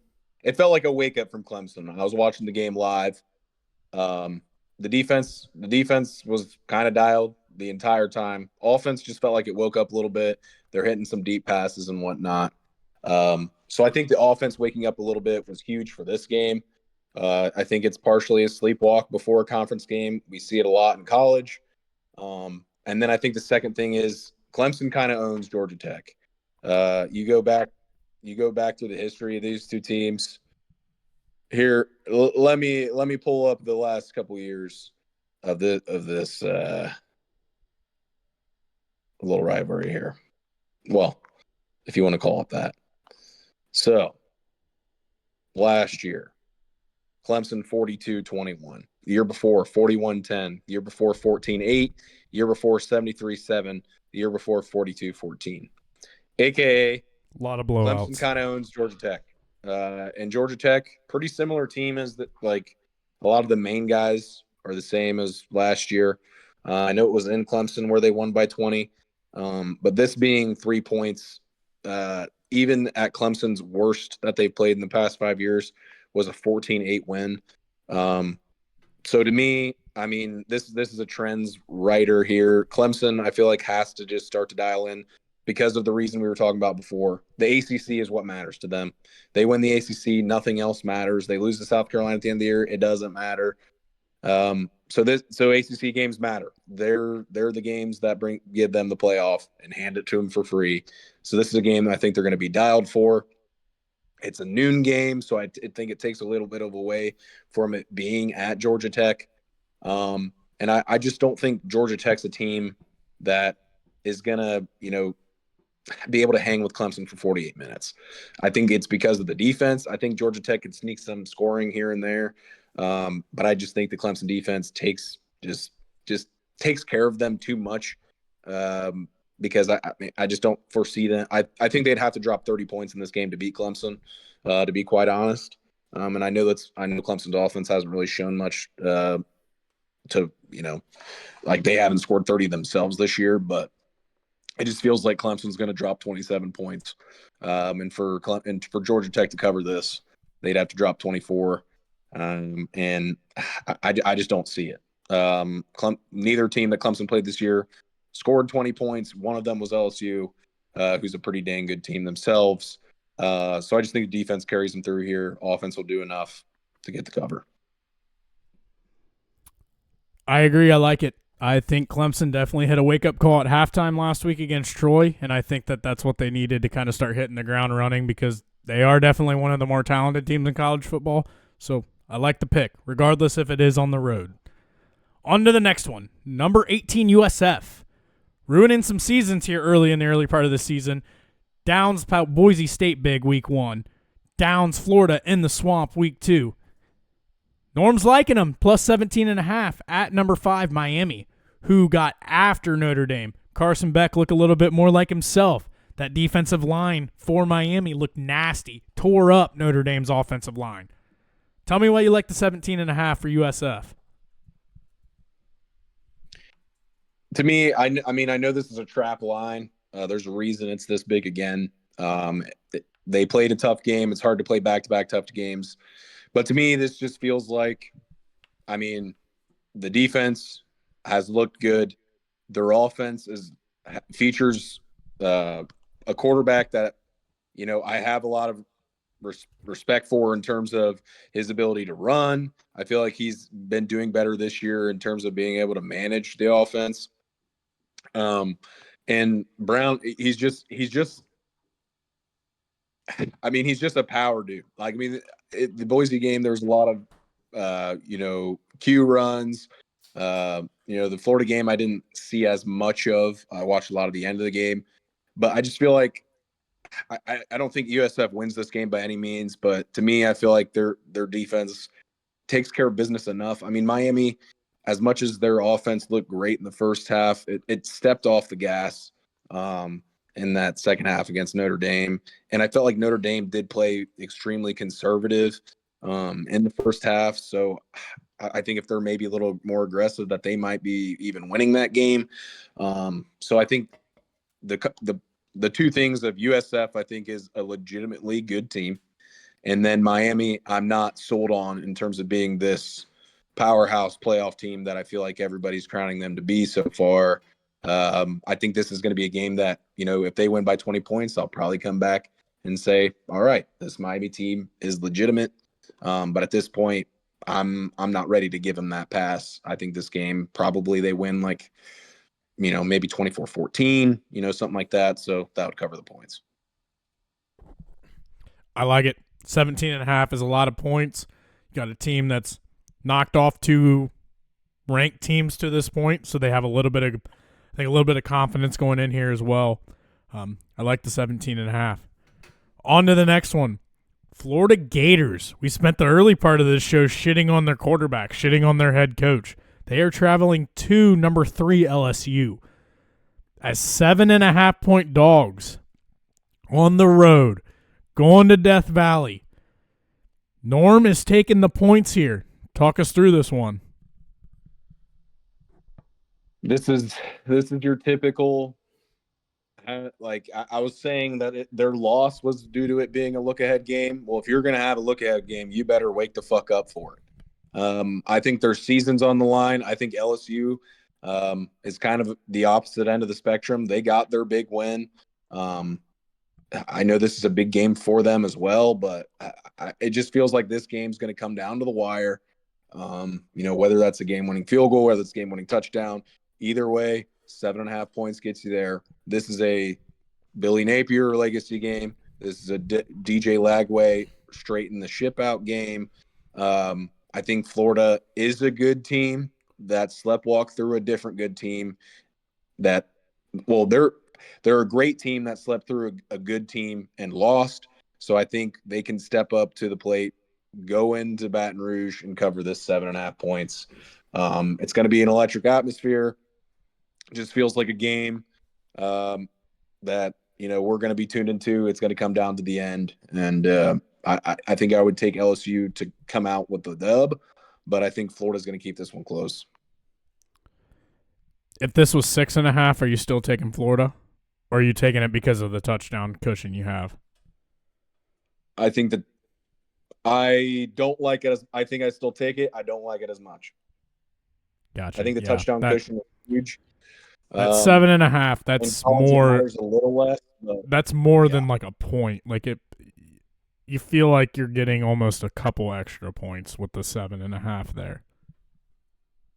Right. Like it's essentially another possession, no matter what happens.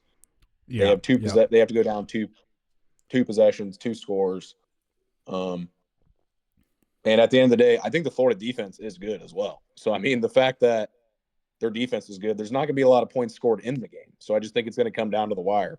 And at the end of the day, the game coming down to the wire suits Florida covering 7.5 points. On to the next one. Number 16, Texas A&M, traveling to South Bend to take on number 8, Notre Dame. Notre Dame minus 6.5. Norm's taking the home favorites. CJ Carr and company looking to bounce back after a tough loss to Miami 2 weeks ago. They had a bye going into this one. A little bit more time to get some more prep, figure out what the heck happened against Miami, and really get things right. Talk us through why you're taking the Irish. I think you explained a lot right there. I think the bye week is huge. They can focus on what they did wrong against Miami, and I think a part of that was aggressiveness. I think when they started opening it up, I know Miami was playing a little bit conservative defensively as well, which opened it up for them. But I think Notre Dame has a a semi-decent passing attack. I think it's actually better than last year because they bring back pretty much all their receivers, and Carr's a better passer than Leonard is. I've been saying that all offseason. Yeah, so I think there's a little bit of training wheels they had on him that I'm not sure they necessarily should have had if you're playing him in a Miami game. It's similar to what I was talking about Underwood in the Oklahoma game. If he's your starting quarterback in a big game, you can't have the training wheels on so long because that's how you lose. They went down big. They took him off. He brings them back, and they still lose because they didn't get the ball last after they made the big comeback. I don't think they make this mistake against A&M. I think A&M is a sneaky dark horse playoff team. But at the end of the day, I think they're always a sneaky dark horse playoff team, and I just think Notre Dame's in a tier above them, and they need to win more than Texas A&M does because we were talking about this personally too. Notre Dame loses this game. They got a tough road ahead to be able to make the playoff. I'm not sure they win out that they're guaranteed to be in. They win this game and maybe lose one down the road and then win out. I think there's a higher chance they're in just based on, I think quality of wins matters nowadays. And I think this is their quality win they need. They lost their other one. They need to go 1-1 in them. They're going to be prepared. This feels like a game they win by 10. Extend the game late in the game to kind of get that 2 scores. So I think the 6.5 is what I'll take that here. Yeah, and I think Marcus Freeman is starting to get himself into the kind of that level of coach where you just know what you're going to get, and you feel like that you can trust him getting his team to rally and respond. So I like that too. I like Notre Dame at home. Obviously, opening game of the year too. Those Irish fans are going to be all fired up. You got them late at night as well. That's going to be a tough one for Texas A&M to come out on top at the end. On to the NFL. The Cleveland Browns at the Baltimore Ravens. The Browns, 12.5-point underdogs, road underdogs. Norm's taking the Browns. You hit on this a little bit earlier whenever we talked about the Browns, but talk me through this one. So really this is just too many points. Quite simply, the Browns defense is elite. I know the Ravens offense is also elite, so I think that'll be a great battle to watch in itself. But I think at the end of the day, this is a game the Browns probably inevitably lose late, maybe by 10 points, maybe something like that, where the Ravens kind of take control. But I don't foresee this being a blowout. I don't think the Ravens defense is quite locked in. I know it's against the Bills, but there was definitely some things that I feel like the Browns could potentially take advantage of themselves with, the lack of stars that the Bills would have. But I think this game's just a lot closer than 12.5 points. I know it's in Baltimore. I know that, the Ravens are a potential Super Bowl team against the Browns who won 2 games last year. But I think the Browns have proven time and time again they generally play division teams well. And I think they'll prove that again. We talked about the Browns winning 2 games last year. Their 2 wins came against teams in the AFC North. So I think they definitely get up for the division games. And I think this is no different. So I'll be taking the 12.5.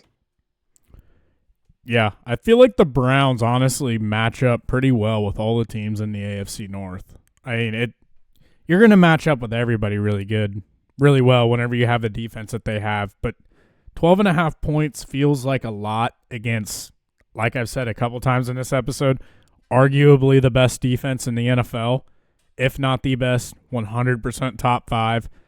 They always seem like they give the Ravens issues, like you said. So 12.5 is a lot in the NFL, regardless of how good or how bad one team is over the other. At the end of the day, they're all professionals. They are the best football players on the planet. That's why you see a lot more competitiveness in the NFL than you do college football. Whenever you have a really good team playing a really bad team, there's not as much of a talent gap there. So I like it. I'm with it. On to your next one, the Atlanta Falcons, plus 3.5 on the road. Loving the road teams this week, Norm, at the Minnesota Vikings. So we saw J.J. McCarthy struggle in the first half on Monday night. Complete opposite in the second half. Bounce back for 2 touchdown passes and a rushing touchdown. Why are you not following J.J. McCarthy after he settled in and looked so good in the second half on Monday? Why the Falcons? This just feels like I think this is also another example of that hook, that 3.5. I think this is going to be a close game. I think this one comes down to the wire, probably similarly to how the Falcons Bucks game went this past week, or the Vikings game just went this past week. Both games were 3-point games. I think Penix is. I think he's. I mean, in the very little I saw, I liked what I was seeing out of Penix. Oh yeah. My hot take would be, and I think I like the Falcons better as a team. I think the Vikings are probably better coached, and that's why they'll probably end up being better overall, in the future with JJ McCarthy versus Penix. But I think the Falcons have better weapons. Their defense played fairly solid in that Bucks game. I know Baker had that, game-winning drive, but before that, the offense wasn't doing a whole lot. So I think the Falcons are a pretty solid team overall. I'm high on them in general. I would say a future that I kind of like, and now that they lost week 1, the price is probably even better. I think I would take the Falcons to win the NFC South, and for them to do that, they would have to win games like this. I'll just take the plus 3.5 to be safer, but I think I like the Falcons to win. Love it.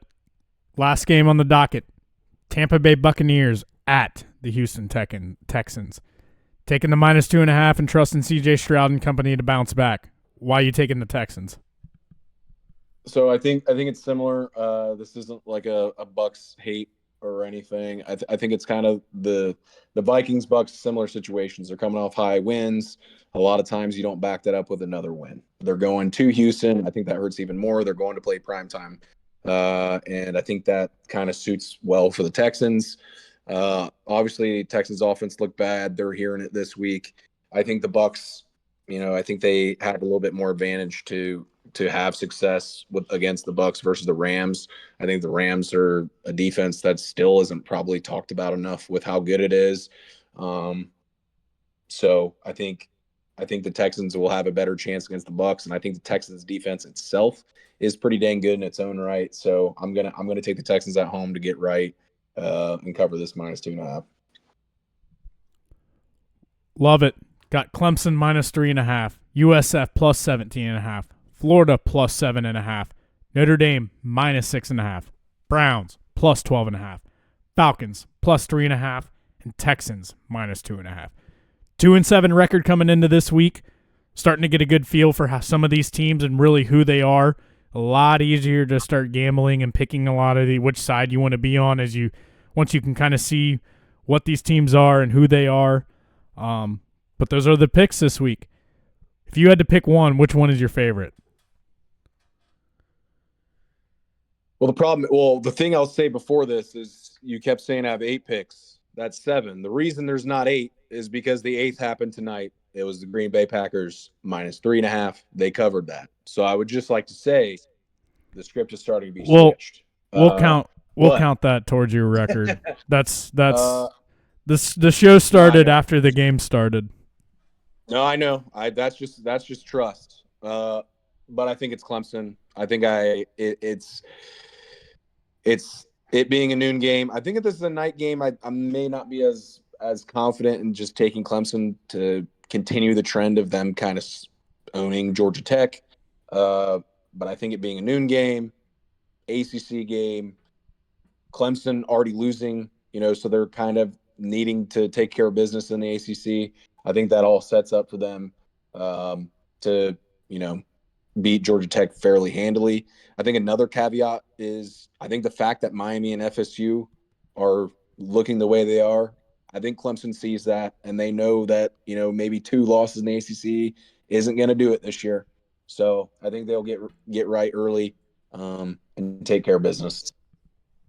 So Clemson, play of the week. I'm with it. Aside from that, I think go ahead. 2 teams I think to look out for NFL-wise. One of them was the Packers tonight. I think the Packers are I think they'd be my pick right now to win the Super Bowl. They have arguably the best defense. I think their offense has a lot of weapons. Is a balanced offense as well. I mean, I think it just hinders on Jordan Love. And, I trust why can't I think of his name right now? Head coach.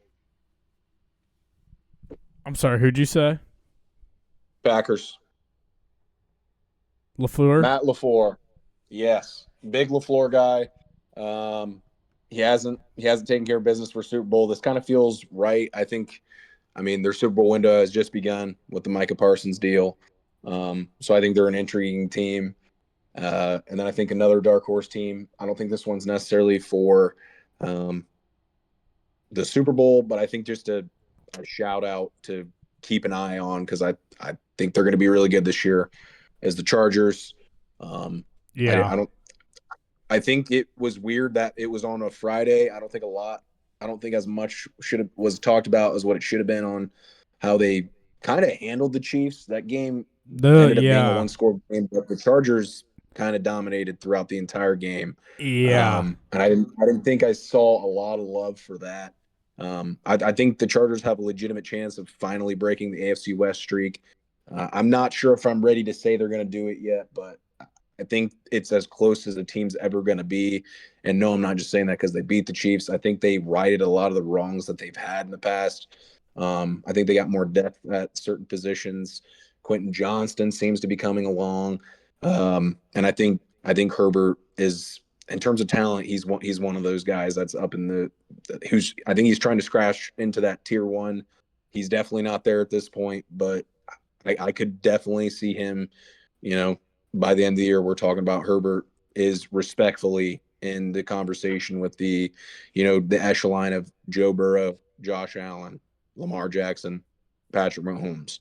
I think he's a guy. I think he's the next up guy who has a chance to get into that level. And I think there's a decent chance we're talking about him in that echelon by the end of the season. So just wanted to shout out those two teams. Obviously, the Packers won tonight, so that's an easy one to talk about. But I think those two teams are going to be really interesting as we go forward. And two teams that have been in the playoffs recently, but not teams that have really made huge flashes in the playoffs, maybe winning a game here or there. But I think they're teams that can maybe make playoff runs, and especially the Packers, I think, have a great shot at just winning the whole damn thing.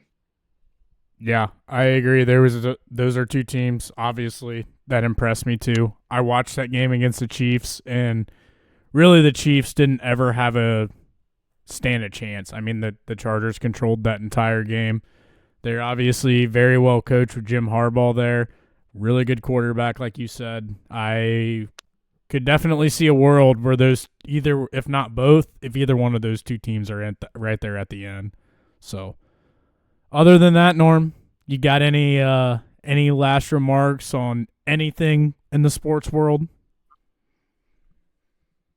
Just another game that I think is going to be good, that I think people should be tuned into, that is probably going to get lost in how many great night games there are this week. There's like 4 really good night games this week, but I think what could potentially be the best one is Vandy, South Carolina. I think that's going to be a great game. I think Vandy is very good again, bringing Pavia back. And then South Carolina, I think they're kind of that playoff precipice team. And I think this is their I think that Virginia Tech was the first challenge. I think they kind of snuck, they handled the game, but, punt return touchdown, defense carried the load quite a bit. I think this is a game where Sellers has to start showing. I wouldn't put him in the disappointing quarterback ranks that we were talking about before. But I think it's a great opportunity for Sellers. I mean, it's Sellers versus Pavia. I'm probably not going to put Pavia in that conversation, but he is a dog in his own right. So I think that's a game that maybe not a lot of people are talking about, that I think is going to be one of the most electric ones of the weekend. Yeah, I like it. Like you said, I think Sellers doesn't deserve to be in the Lagway, Klubnik, kind of that company at this point. But I think a lot of people expected a little bit more from him. But as we said a couple times, it's still early. There's still a lot of football to be played left. So some of these guys can kind of change the narrative on how their season has started through the first 2 games. A lot of ball to be played left. Definitely another exciting week of football that's coming up. I mean, we always shoot for about an hour and a half of these, and clearly that we had our first full weekend of football along with the Reds making a last-second playoff push here. I mean, there is nothing short of anything or any content to talk about. The other side of it, I want to we are approaching 10,000 views, so we're getting very, very, very close. So appreciate everybody's support, but if you could still continue to like, subscribe, interact, engage. I always get a lot of messages throughout the week just on different things that we talk about, or people have comments of just things that they want to hear throughout the show and whatnot. Definitely appreciate everybody's support. Really do this for fun more than anything. Just love talking ball, love talking gambling. Just a good time to get together for a couple hours and really talk about some key topics that are out there in the sports world. But other than that, appreciate everybody coming in, hanging out with us tonight. Middle Ground out.